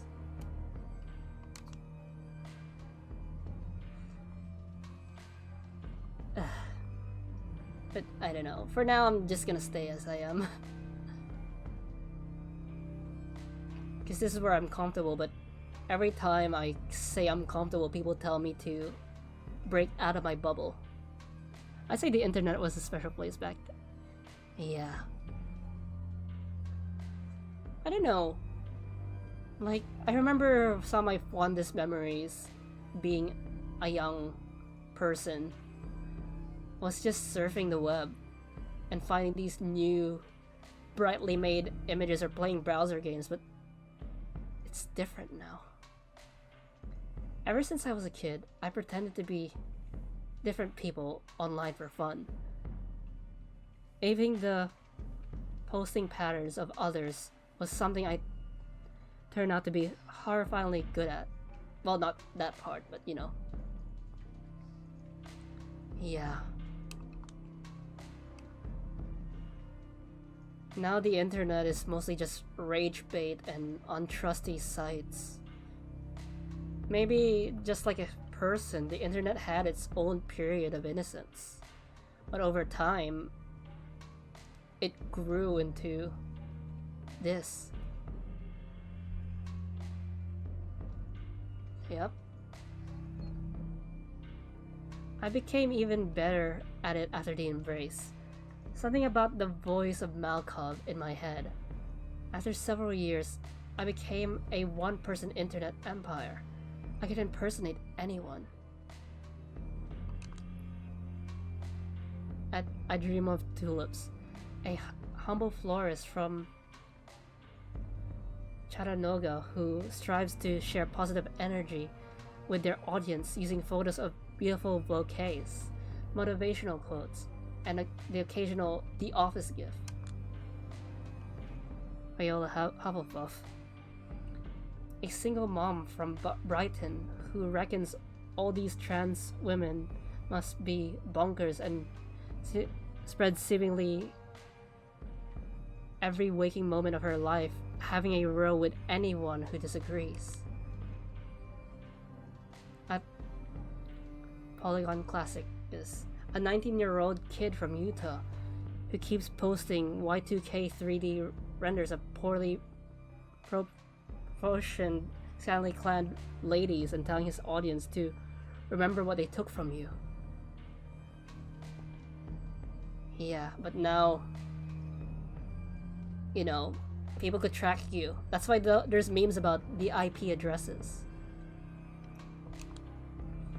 It's why it's kind of like a risk as a VTuber. Like, most of us VTubers try to keep our identities secret, but, you know, there are those sites that just reveal everything. I mean, some do a better job at hiding who they are. I'm not big enough to garner any unwanted attention, so, you know. Somehow this talent got me here, where it's no longer fun, but work. Where I usually entrust to these goals because of all my duties. I want out. I want out before my entire fucking mind gets monetized.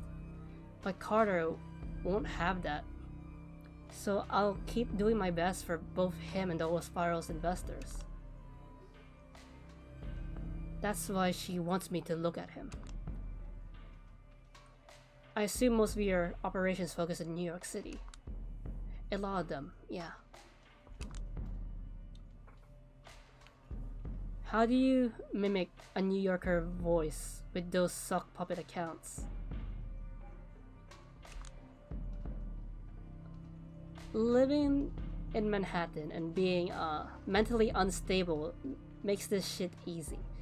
To a normal, well-adjusted person from outside the city, everyone here seems mentally unstable. Ever watched the 9/11 Howard Stern show? No? Check it out someday. It's educational. Ask anyone in NYC about it, and they're like, it was a great bonding moment. He was helping us make sense of everything. He kept saying what we were all thinking. Yikes. Then you listen to it, and it's everyone yelling that we need to nuke something. Maybe the entire world. Get rid of all the Muslims. Fuck human rights. No investigations. Take their oil. Cheery. Oh yeah, something about the World of Darkness. It's very political. Even though my stream rules are no politics, World of Darkness, it's a game. It doesn't matter. Fake politics, even though it does kind of reflect real politics. You watch it, you study it, you witness the specific brand of humor in the face of tragedy, and you understand that nothing outside of NYC really exists for the people who live here, or the vampires. A foundational text, really. Whenever I need to get that New York mindset for work, I let it play in the background. Works like a charm. Seriously, give it a shot sometime. Someday I might. For now, I think I will confront Vanderwayden and what you've told me. Or is it what you haven't told me? What's the story? Me? Me. Of course I haven't told you anything. You're such a good investigator, you figured it out by yourself. And if he asks, just tell him Kaiser told you the info. That should do the trick. I see. Thank you. What for? I did nothing. Let Natasha show you out. And if you don't know Vanderwagen's address, just ask her. Yeah. Because remember, the World of Darkness is supposed to be a reflection of our real world. The supernaturals are just add-ons, essentially. But they also have their own politics. Like, the Camarilla don't really like the Anarchs don't like the Camarilla.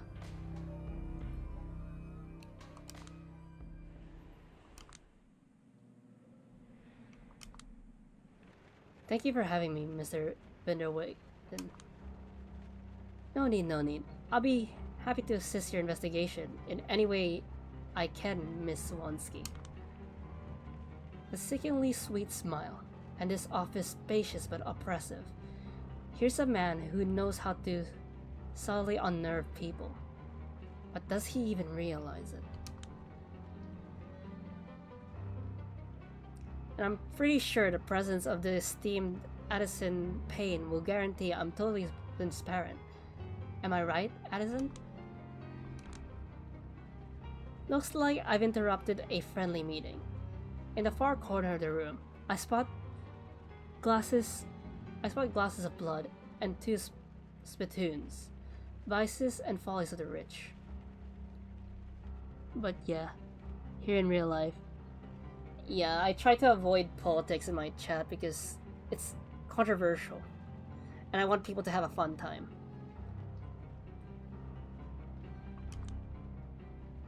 Are you sure I'm not wasting your time? Not at all, busy as I might be. I can't say I'm not curious about the findings in the case. Yep. I mean, I let people talk about whatever they want on stream. Like, sometimes I let people talk about other games with each other, like, in my Witcher stream, I let chat talk about Magic the Gathering. I was reading it. So, and sometimes I would like butt in because I find something interesting and I'm like, oh, what does this mean? Then they explain it to me. And apparently that's also my problem. I give people too much freedom. Even though I have stream rules, I give people freedom. Like, I don't even tell people to subscribe. I give them the freedom if they want to subscribe. Go ahead. I'm not saying, oh, stay. I know. It's not that I'm submissive, it's just that I'm a firm believer of freedom.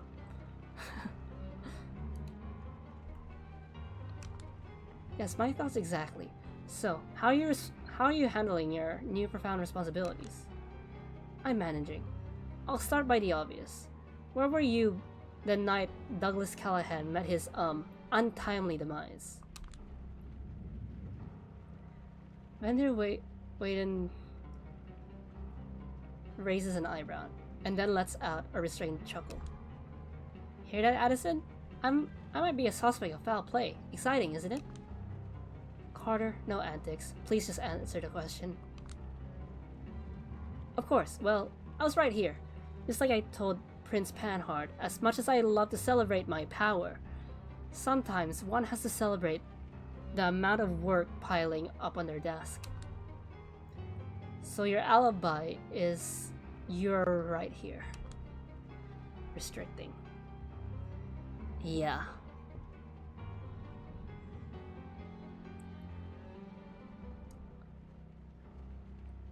Like, as long as they're not, being rude to each other.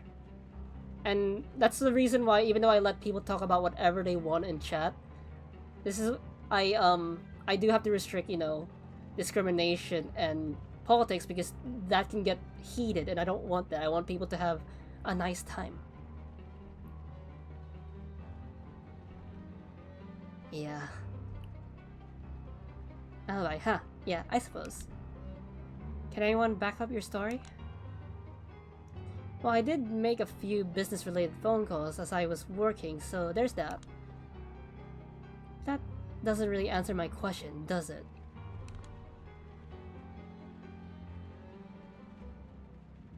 He regards me with a stare reserved for a troublesome child. Miss Wonsky, this right here is my private little fortress, a space specifically designed to make me focus. I don't really let people in to break that focus.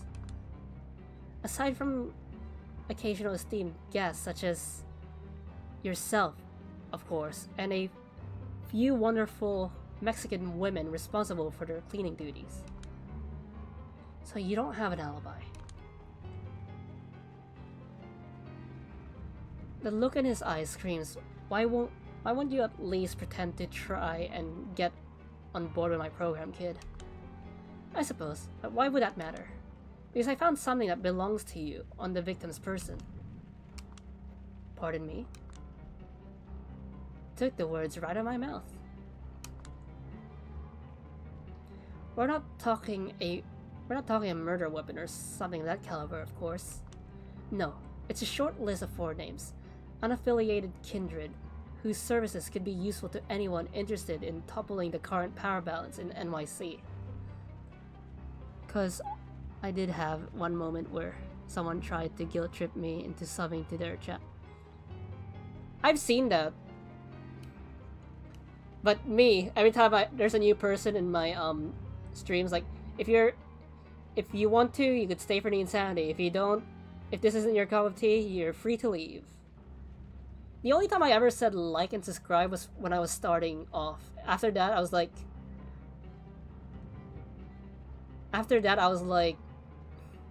you're free to do what you want.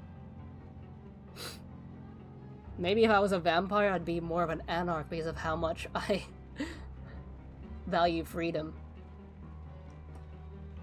Tamika, Hope, D'Angelo, Agathon. Excuse me, Miss Wonsky, but I'm afraid I don't follow. How is that something that belongs to me? I have it on good authority that it's a short list you've been shopping around to anyone interested in NYC, be it the Camarilla or the Anarchs. I even say to people, if you don't like my content, feel free to dislike. You're free to do whatever you want. But, when things get serious, that's when I lock in and be like, hey, don't bully each other, don't do this, don't do that.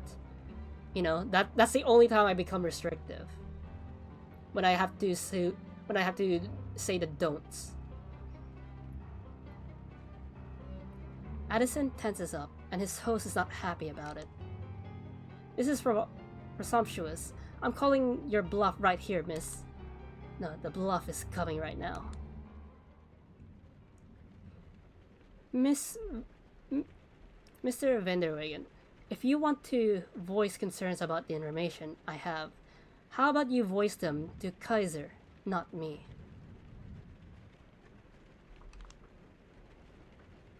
That's how much I value people's individuality. No, I don't. I mean, if there's a new viewer, I give them the option like, hey, welcome to the chaos. Feel free to stay if you want. Or are you ready to see someone who's bad at video games play video games? If that's your thing, stay. If not, you're free to leave. Do I sound rude when I say you're free to leave? I'm just giving them the option. I want them to know that I'm not like some people who begs for viewers. Addison turns to Vinderwaden, clenching his lips and gripping his wheelchair armrest tightly. And I think the one that gets people shocked was when I'm like, you're free to dislike the video if you don't like it. Oh, he's not smiling anymore.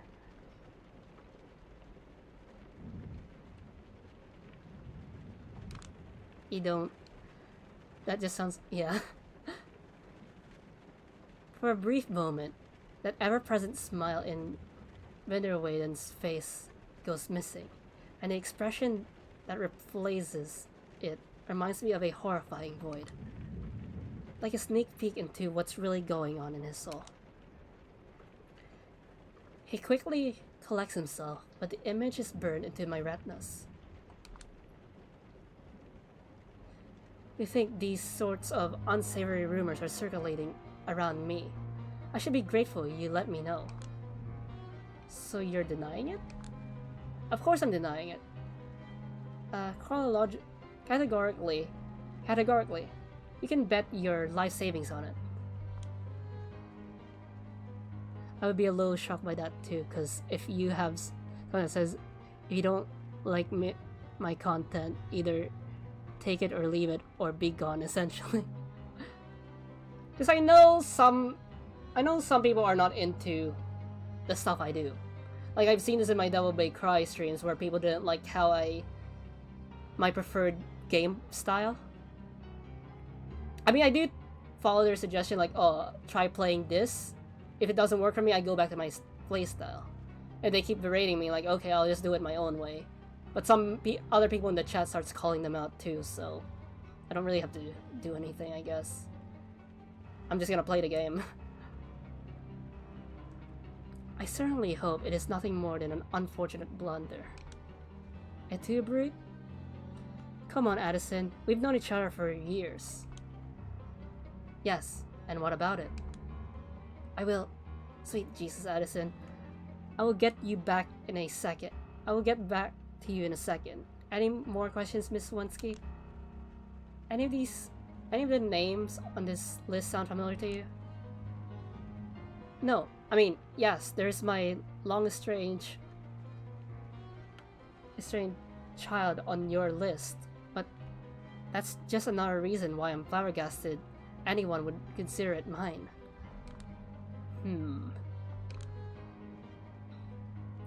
I see. Well, I hope you understand I'm considering you a prime suspect now.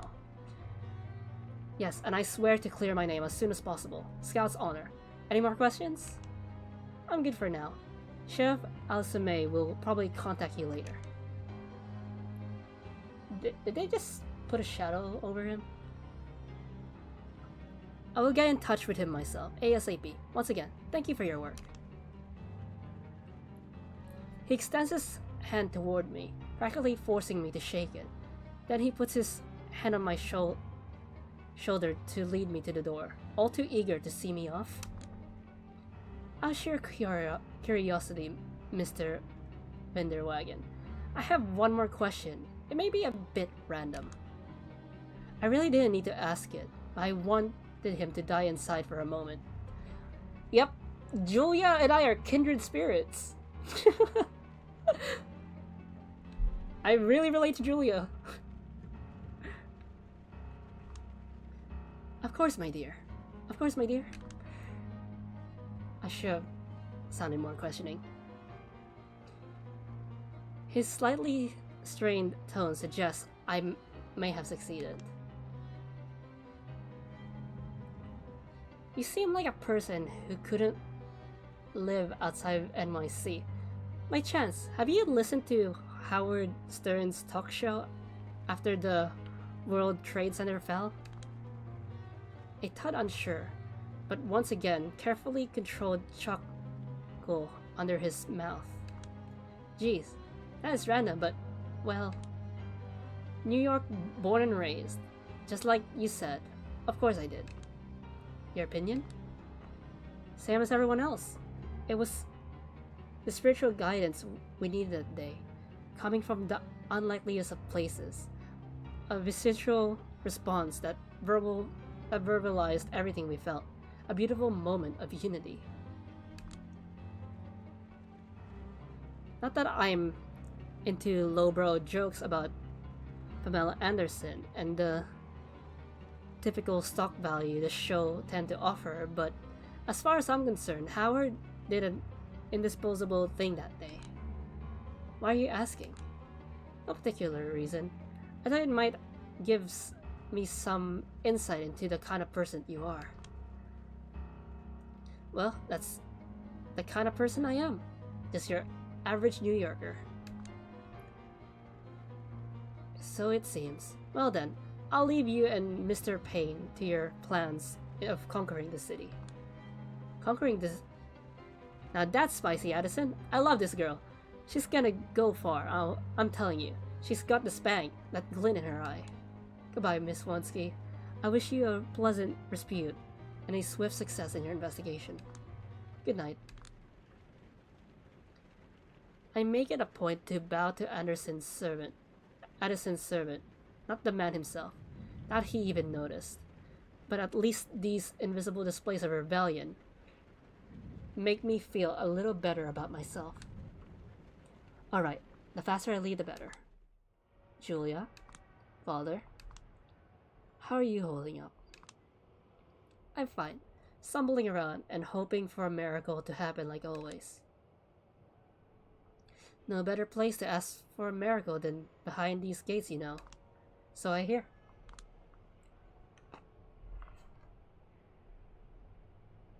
Boop. My second screen was... well, technically third screen was glitching, so... As I pass him, the report about Ainsling and Agathon. I look around, but Bennett is nowhere to be seen.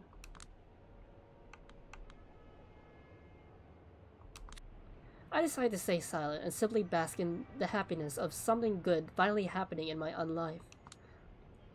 But of course, it doesn't last for long. I sent Bennett away because I wanted to talk to you about him. I knew it. Placent him, how exactly? Bennett won't exactly accept anything less than me joining a convent. He's like a worried parent, a basic gesture here and there, showing up in church from time to time and pretending to listen would get him off your case. I mean, I've been through this song and dance before with my own worried parents when I was a teenager, wandering in the forest until mass was over, not even able to smoke because they'd pick up the scent. Not the best moments of my life, you know, and a part of the reason I'm distancing myself from them. I don't need this fake energy in my life, and I'm honestly weirded out by you asking me to lie. I'm not asking you to lie, Julia. Let me ask you this way. Are you a spiritual person? I guess I am, kind of. Always was. Suddenly being able to see ghosts did not change a thing. I think it's mostly because seeing the world as purely material seems boring to me somehow. Oh yeah, for those that don't know, Julia can see ghosts. It's probably linked to Oblivion because Oblivion is a combination of two disciplines from the past edition. I think it's mostly because seeing the world as purely material seemed boring to me somehow. You are and were raised Catholic, so can't you find a way to express that spirituality in our church? I don't see a way right now. And why is that? I sigh. Too many people who think my soul needs to be saved Because I live with a woman, for starters. I don't know. I don't know. There are a lot of reasons. Like the sin of drinking blood every other night, or feeling some primal fear when I walk by a clergyman whose faith seems to actually be genuine. That sounds like an excuse. It's about your relationship with God, not other people. In theory, back in the old country, I've heard my share of homilies and felt like complete condemnations of my kind, and none that would condemn none that would condemn hate toward people like me. And you know, when Catholic adjacent people try to stir shit around your very existence every few months, some minimal support would be appreciated. Sorry, all you can count on is silent complacency. I get it. I know there's a lot of work to be done, and a lot of undeserved hurt going around, but listen, I don't even want to talk about it. I fucking hate the tone I use when I talk about it. I sound preachier than those preachers, and my biggest dream is just not to give a shit. But I remember things like the story about a guy from my hometown, most macho guy around, with a jaw you could sharpen a knife on. He became an actor in Warsaw, very successful, deservingly so. The capital might not be NYC, but it sure is a big city, and big cities go to the head of bumpkins like us. In his case, it resulted in a dream of coming out to his parents. He was surrounded by all these stories of openly queer people. Played one, even. He even thought he had a chance at making it work. So he goes back to his town, tells everyone he's gonna live his truth. His dad, a ruling party adjacent businessman, curses him. His uncle takes him into the bushes and starts to destroy him physically. It's so bad he gets put in the ICU. His face and jaw get ruined for good. Fast forward a year or two. With his career over, the guy is stuck in his parents' rustic house. With no other path to follow, he turns to God, who tells him to forgive his kin.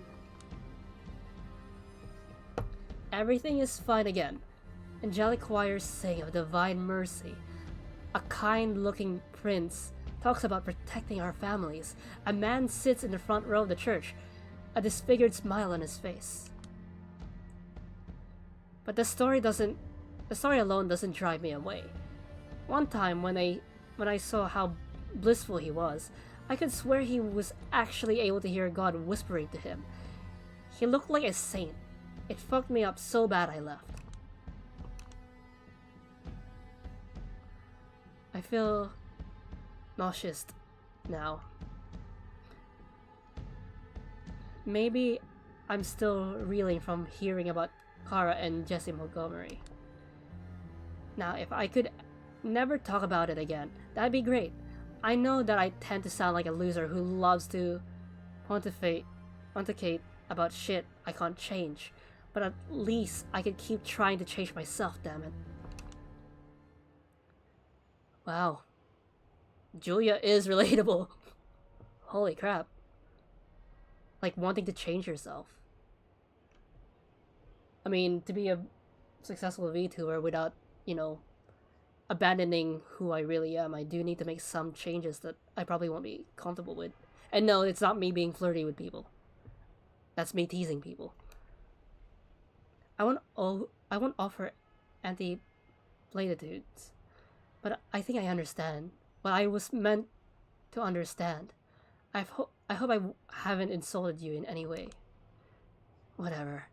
I've learned not to hold people responsible for what the rest of their organization is doing. It would be hard looking in the mirror otherwise. Not that there's much I can see in the mirror right now. I'm just worried about one thing. There's there's always a cross on your chest. I like how it goes with my outfit. Is it just a fashionable accessory to you?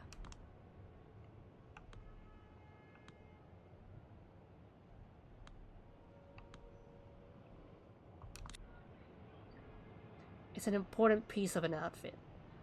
Will that be all? Yes. Have a good night, Julia. Have a good night, Father. I find myself sitting in bed, scrolling through Pinterest on her phone. So, how are you doing, detective? I fall on the bed, bury my face in the pillows, and scream. That bad, huh? I don't want to tell her about Double Spiral. I still have to figure out how I feel about it. I'm just not cut out for this. Well, shut up. If you aren't, who is? Sherlock Holmes? Hercule Poirot? Columbo? Mankinson's boyfriend from Hannibal? Whatever his name was. I don't know. Someone who can actually put two and two together. You can't fool me into believing you're incompetent, you dumbass. I read your articles. Don't pretend you suddenly forgot how to do your job. I haven't. But I have no evidence, no witnesses, no promising leads, nothing. I just stumble around assuming things, talking big, blah. So you're like, I don't know, Jack Nicholson in Chinatown? And he actually sold his case. And then wish he never took it up. Was that supposed to cheer me up? I'm just saying that the situation you're in sounds an awful lot like Chinatown. Depraved elites, big plans for the city, blah blah blah. Yeah, and that's depressing. Okay, just in case, I'm gonna save because last time I got around this time and my computer just crashed. I don't know if it was the game that crashed. I don't know if it was the game that crashed my computer, but I'm just trying to be safe. And I pressed the wrong save.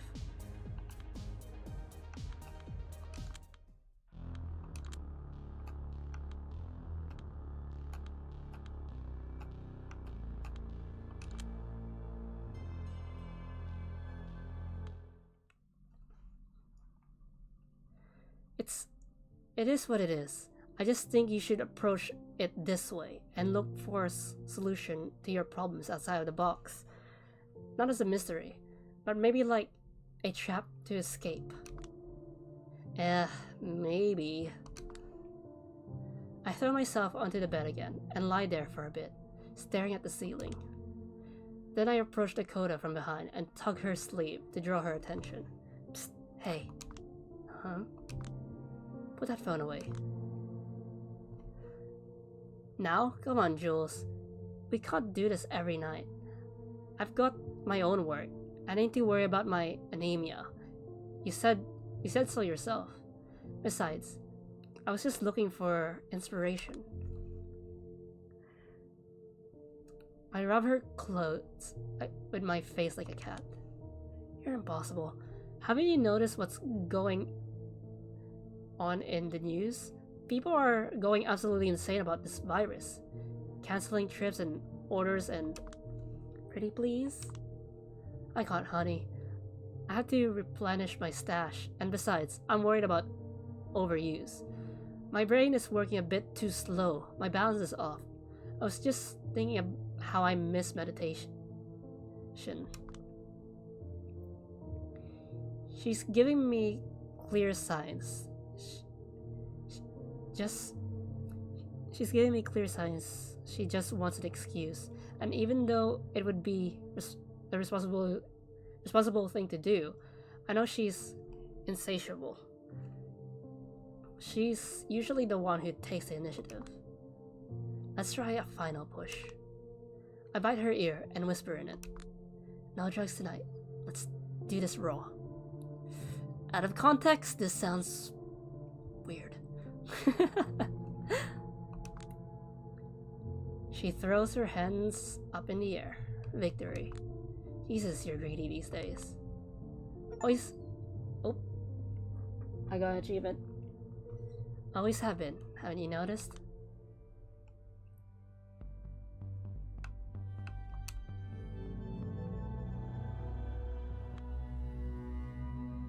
Oh, you're up early. Yeah, told you. Got work to do. I stretch. It's admirable. Reminds me of that one quote you always used to throw around. A lot of people say you can't smoke dope and get drunk when you got kids. And that's not true. You can, but you still gotta get up in the morning. That's being responsible. That's the one. I never understood why it was so hilarious to you. Neither did I. I just accepted the mystery and made it my personal credo. I'm a responsible person. Are you planning to have kids? In a million years. By the way, you've got mail. An envelope. An envelope by the door. It's from Kadir. Inside is a message saying he won't be able to make it tonight, but he'll rendezvous tomorrow to meet D'Angelo. He wants me to lay low until then, and to stay in this apartment if possible. Apparently nobody knows where Tamika is. They only know she's in trouble, and he doesn't want me to hear it. Well, what is it?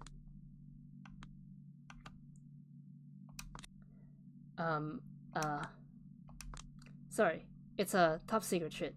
Almost caught myself putting you at risk. Ew. I have to uphold the masquerade. Anyway, I should get going. It would be more fun to spend some more time together, you know? Dakota, you know this is important to me. I know, but I'd like to know I'm important to you as well. That makes two of us. Just a few more days. I will find the killer, kick his ass, get a promotion, and we'll do something we've never done before. Like what? Good question. I'll think of something. For now, catch up with your work. I need to get going. Fine. Good luck. Stay safe. You know it. This place is really empty tonight. Well, I have the usual. I feel there's a big "what are we doing in this relationship" talk coming if I don't change my ways. Honestly, I'm kind of surprised it hasn't already happened, but most of the time Dakota has seemed happy enough just listening to my stories of my own life. Even if it's all boring normal to me, it's exotic and engrossing to her. Guess I have that going for me. Ah well. I have no idea what to do tonight, so I'll just do the obvious thing and wing it. Those vagabond shoes are longing to stray right through the very heart of it, or how it went. Time to lose yourself in the busy streets and pray that the answers I'm looking for are out there. And if they're not, maybe I'll at least find some amusement or blood instead. Camera shyness. No, I don't want to be part of your interview. Look, can I not be? Birds of cats. I need to resolve this thing with Dakota. As if going around in circles on the behalf of the court hasn't been stressful enough. Maybe a visit from some quiet neighborhood. Let's do this. Street interviewer. Wait, did I screw up? Because they noticed the camera isn't working. I do not know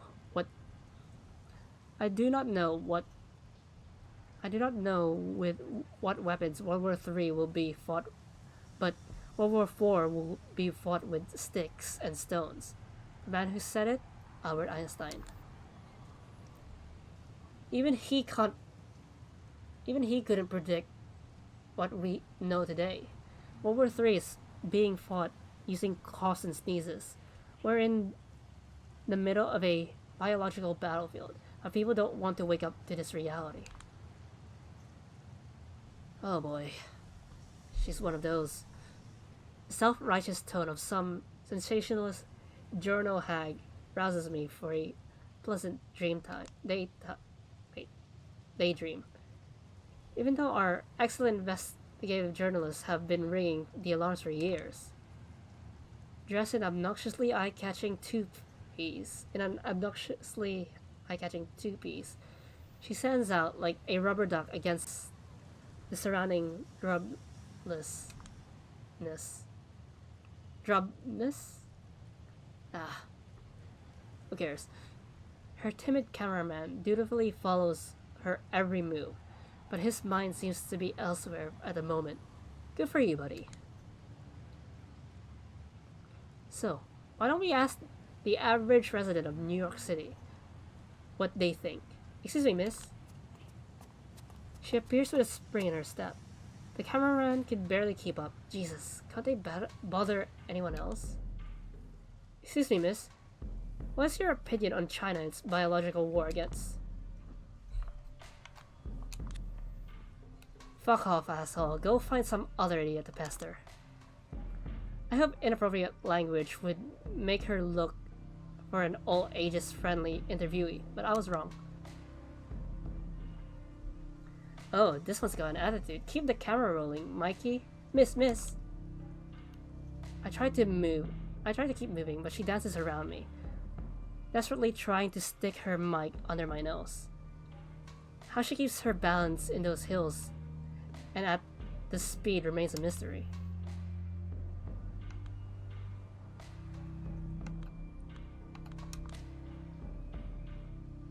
I quicken my pace and hope she loses interest, but she's one tough cookie, damn it. 3 questions, and we'll be done here. Miss, a rational debate. All I'm asking for. I'll do my best to avoid being recorded, but the cameraman is relentless. It's only a matter of time before he realizes me being blurry. It's not a temporary glitch. Can't keep my cool. Leave me alone, smooth-brained lizard woman from hell. Until, you talk to me, about China. Mikey, keep up with us. Why the hell is she so determined to get me?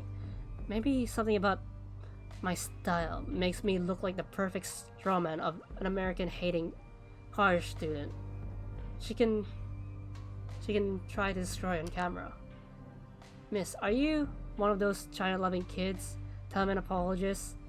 Killing landlords with Mao? Is that your thing? Is that the Little Red Riding Hood book I spy in your pocket, huh? I could feel my brain losing its wrinkles.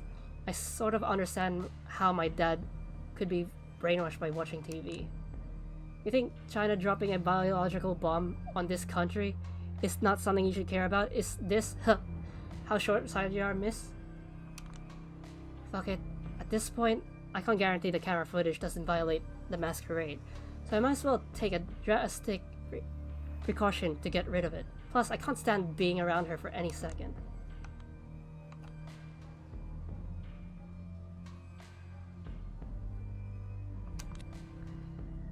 Even though I'm a List Armor, I'm gonna punch everything. I take a good look at the side of the camera's equipment, identifying the memory card slot. In a single motion, I step past the woman, pluck the camera out of the guy's hand, and hurl it against the wall of the nearby splat. With a loud crack, its side explodes into a monochromatic shower of plastic and metal parts, raining on the pavement.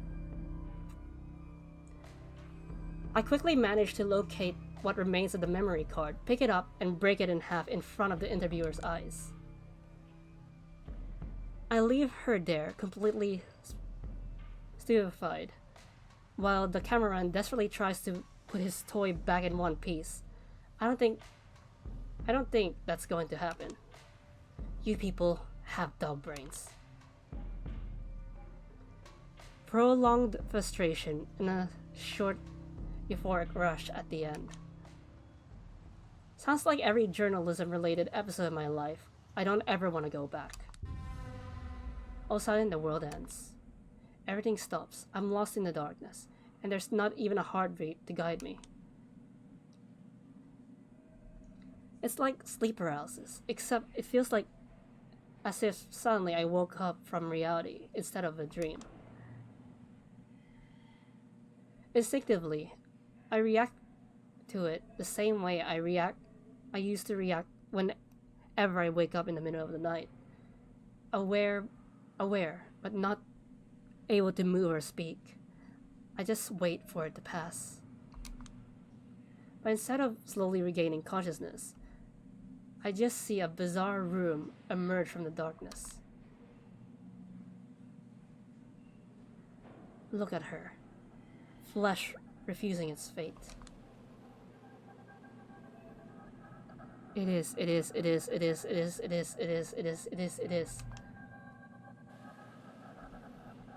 It is not the one you are looking for, is it? He was led like a lamb to the slaughter, and as a sheep is silent before the shearers, he did not open his mouth. There's none righteous, not even one. There is none who understands. There is none who seeks for God. All have turned aside. Together, they have become useless. Are these ghosts? I think they are. If anyone curses his father or mother, he must be put to death. Raging waves of the sea, foaming up their own shame. Wandering stars, for whom is reserved the blackness of darkness forever. For we wrestle not against flesh and blood, but against principalities, against powers, against rulers of the darkness of this world, against spiritual wickedness in high places. And in those days shall man seek death, and shall not find it, and shall desire to die, and death shall flee from them. Whenever I become one with the darkness, oh, she's using Oblivion. I mean, Oblivion's also dealing with the dead, not just shadow, shadow mending. There's always this nagging feeling that it might be impossible to become the normal me again. That instead of the shadows returning to normal, I will let my consciousness be dragged somewhere else, somewhere between the worlds. Somewhere like this, wherever this is. This is the first time that fear has come true. Are you afraid? It's a bad idea to answer. Don't do it. Yes. Hahaha. Excellent. Excellent. Excellent. I think I need to sit in this chair. I think I need to sit in this chair. Let's all sit in the chair. Guess I have no other option. I sit in the chair, still in the lean years and unworthy of joining the rest. However, the path is open, and it is the path of obligation, liability, a debt that will be repaid one day. And when she asks you what you brought here, let your response be a scent of death. Suddenly I feel my mind beginning to drift away from here. I am slowly starting to regain control over my thoughts. No, you aren't. Yes, I am. Fine, think whatever you want. I find myself in a dark corner leaning against a wet, cold brick wall. I think I'm conscious again, but from wherever it was, awake, but in an unfamiliar place. Well, let's just hope it's still New York City.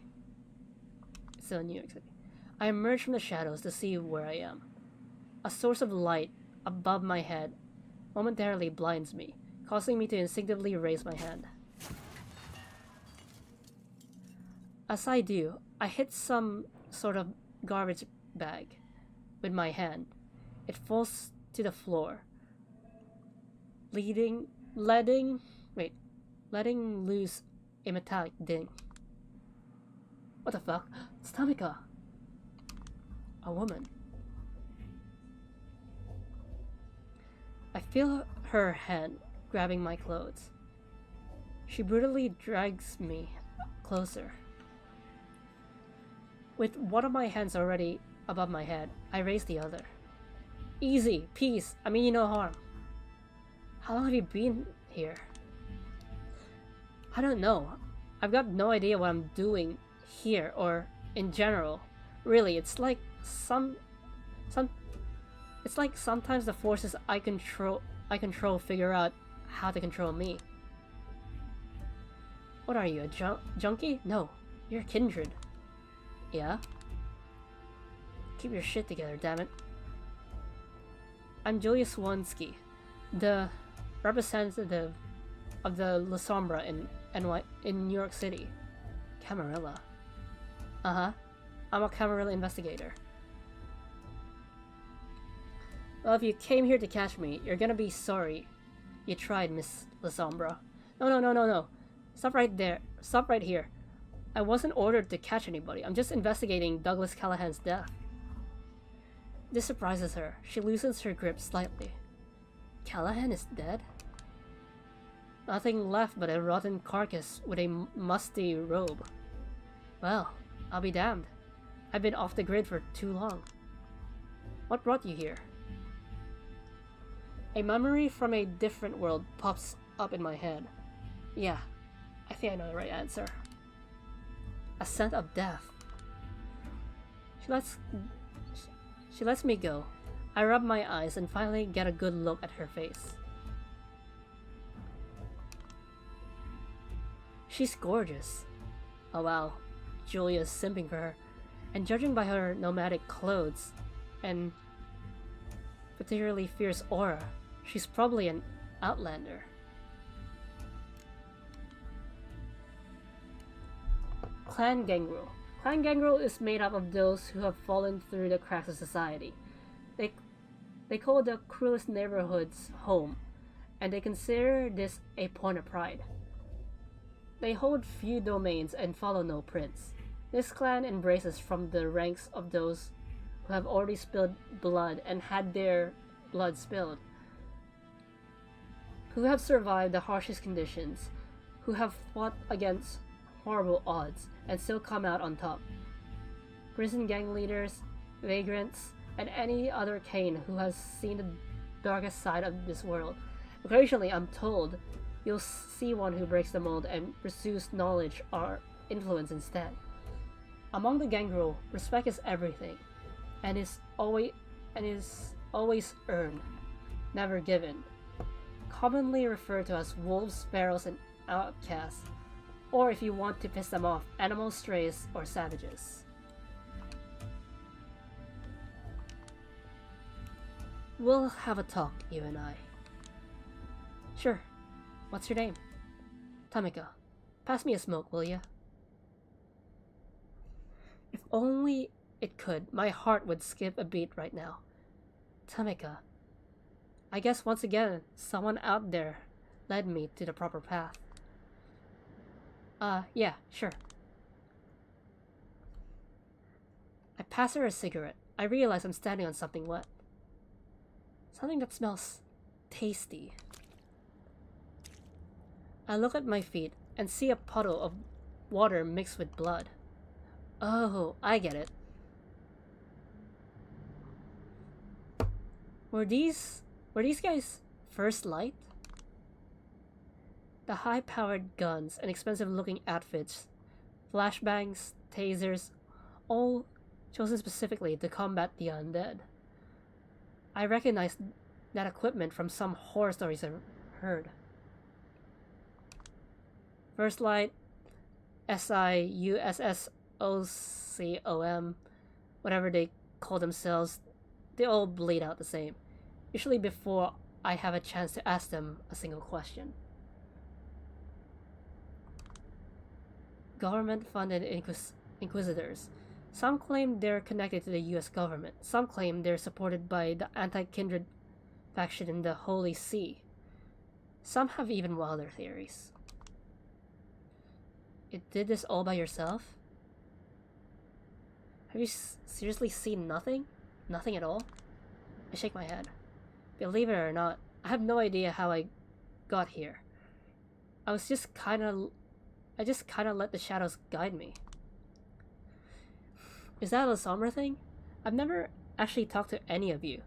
No idea what you guys can actually do. Still learning the ropes myself. Go with the flow and all that. My embrace was just a few months ago. Huh. So folks are with the... so you folks are with the Ivory Tower now. Last I checked, you were with the Sabbat. The Camis wouldn't forgive all of the trouble you've caused them overnight. Oop. The Sabbat. An extremist sect that fully enjoys their predatory tendencies and doesn't think highly of mortals. Largely believed to be embroiled in bringing about an eschatological vampire-on-vampire conflict known as the Gehenna War. They were driven away from the West over the last few decades. I've heard New York City used to be Sabbat controlled until 1999. The Lasombra, my clan, used to be the thinkers behind these wackos, but we've since thrown our lot in with the Camarilla.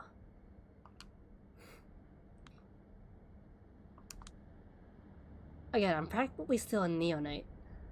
I just know there's a lot of bad blood between my clan and the others, and that I can expect at least one glare of pure contempt whenever I visit Elysium. Neonate, a teenager. In kindred terms, knows more than a fledgling, but still relatively newly embraced. I'm one, and I've been it'll be a few centuries before I grow out of these shoes. Huh, I see. We smoke in silence for a short while.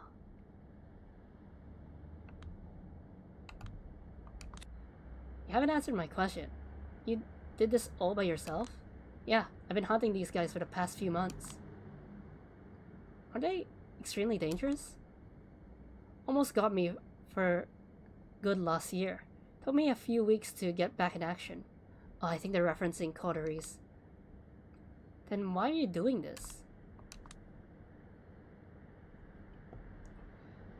Those motherfuckers have an unfortunate tendency to hurt people I care about.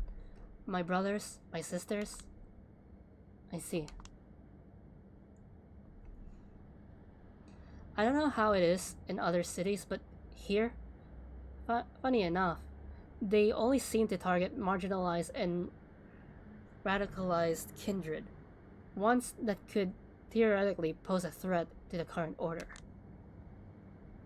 Meanwhile, the establishment in New York City hasn't really changed ever since Calabros stepped down. Quite the opposite. Every SI raid in the city has only strengthened the old paradigm. Never mind. Almost makes you think that their goal is something other than protecting the citizens from a black body menace. Tamika throws her cigarette into the puddle, unfinished, and crushed it under her heel. She's obviously has difficulty smoking. It's like she's only ever tried it a few times. I assume she saw me carrying a pack and decided to try to calm her nerves after the battle. Or maybe she just wanted an excuse to make our conversation less awkward. Who knows?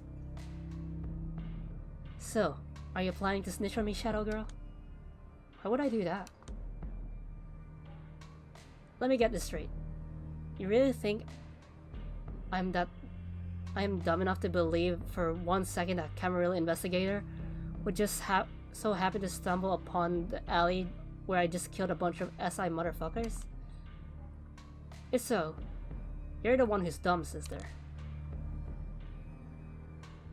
Looks like I need to show her I mean business, just like I showed Natasha yesterday. Look, I couldn't give two shits whether you killed one or a dozen or 1,000 SI operatives. Whatever, do your thing. But I do think you might have been involved in a murder that actually concerns me. Callahan's murder. What? What are you talking about? I found this on his body. Well, what remained of it. I showed her the note. She tries to grab it and read it, but I don't let her. Aside from your name, we've got Hope, Agathon, and D'Angelo. You know them? Passingly? Any idea why Callahan would need a list of all of your names? I might know, yeah. Do you? Absolutely. Do you know a man going by the name of Torque? Huh. Of course I do. Do you know his connection to Boss Callahan and by proxy to this list and me? No, I'm all ears. Well, too bad. That's classified intel, sis. What do you mean by classified?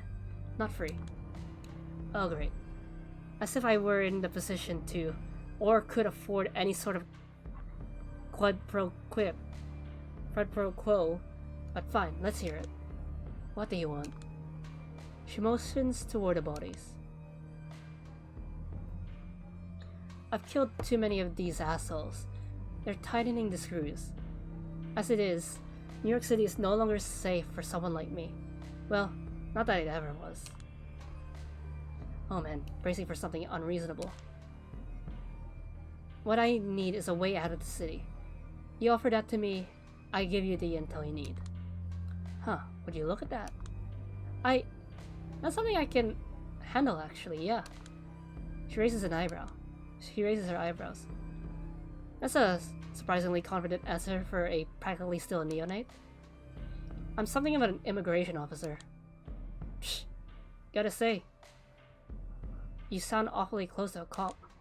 Almost as bad, a bureaucrat.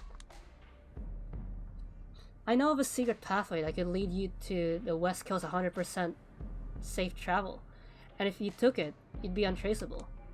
Sounds too good to be true. What's the catch? Wait until you see how much it costs.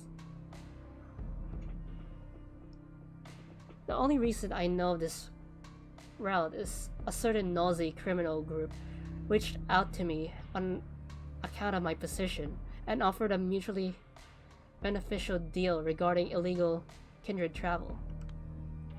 Clan Nosferatu, the clan of the hidden, are the untouchables of our world. Lepers, sewer rats, carnes, scabs, orlorks, embraced by a Nosferatu results in extreme disfigurement, a nasty side effect of their blood. Their grotesque can mimic birth deficiencies, cancer growth, or horrible injuries. The Nosferatu are, by default, the most compassionate of the kindred, probably due to the humiliations they suffer on a daily basis. To blend in, some call on the blood to wear the borrowed faces of their victims, or to vanish altogether. Others get very, very good at stagecraft costumes, prosthetics, and makeup. Normally I'd refuse, but they offered me the only thing that can buy me a lot of cash.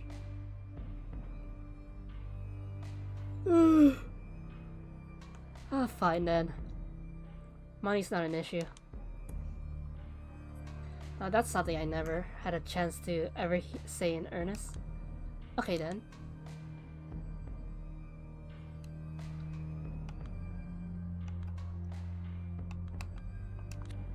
Alright, it's a deal. But who scratches whose back first? She ponders my question for a good while, studying me, before she decides on a response. Have you met Torque before, or is it Tariq? I'll say Torque. In the case of in the course of your investigation or before. I wanted to, but on the Anarch side, I only managed to meet Mia, and she hasn't been keen on the idea of the two of us meeting. Ah yes, Mia. Her expression betrays she's got some vicious stories to tell, but it would be beneath her to divulge them. Too bad. Maybe it could be a bonding experience. So here's the thing. A few months ago, Turk and I were together. A lot of things happened, and long story short, I no longer feel close to him. But from what I know, he still feels close to me. Oh, you guys dated. Back when I thought there might be something between us, I gave him a ring that has a lot of sentimental value to me. And since these days sentimentality, I probably said that wrong because my tongue got twisted, is all that keeps me going. I want it back. So my suggestion is tell Turk's people I sent you to get inside his base of operations. Meet with him, ask him your questions, and convince him to give me my ring back. You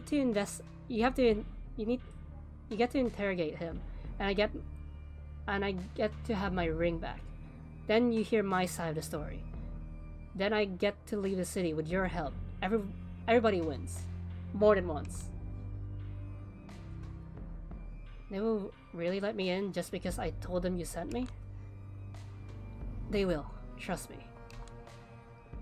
That sounds too easy. What caused the two of you to drift apart? Irreconcilable differences in worldview. Well, I assume so, but that's a diplomatic answer. If I'm going to involve myself in the relationship drama of two ex-lovers, I'll need something more to go on. Will you? Yeah. She picks her words carefully. I realized I had become an element of his carefully crafted projected image. Having me as a radical partner allowed him to present himself as a mediator while paying lip service to revolutionary ideas. A mediator, that's the 21st century for you. Everyone wants to be the middleman these days, and nobody wants to do what's right. You serious? Whenever I hear about Torque from the Anchilla, they talk about him like he's the second coming of Mao. If he ever seemed that, it's only because from time to time, people like me push him into doing an uneasy thing. Ever heard of the Southern Wolf and Northern Fox? Both of them want to eat you for dinner, but only the Southern Wolf makes it immediately obvious. The tricky Northern Fox makes eyes and allows you to pet him before taking a bite. Torque loves to surround himself with Northern Foxes. They talk of compromises. They seem reasonable compared to the opposition, but at the end of the day, they have eyes on the same prize. Power. They need more power. I mean, I could have played Devil May Cry 4 today, but I still need to set it up. I mean, I have the game, but I need to put it on Streamlabs, need to make the thumbnail, and because I'm low energy, can't really do that. Hearing this gives me a foreboding feeling, but I can't quite nail down why. Alright, tell me where to go, and I'll tell you where we'll meet later. I'm just chilling at Dorks when suddenly a shrill, loud voice pierces my eardrums. What the hell are you doing here? Oh yay, it's Pissy Lady from Torque's inner circles.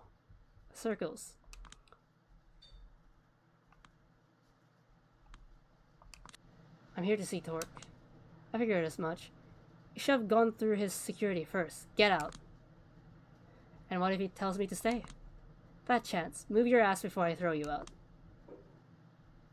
I thought you'd be more open to cooperation after our last talk.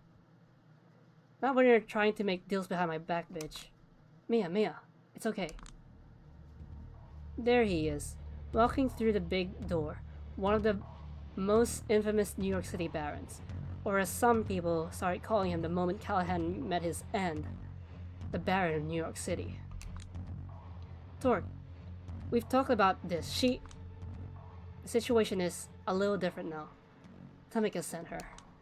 What? Bullshit. I wasn't able to track her down for weeks. Well, I did. And guess what? It took me one night, you clown. I've had enough of this bitchy henchwoman for a week, so I can't help but put her down. She shoots me a hateful look, but Torque gestures her to stay quiet.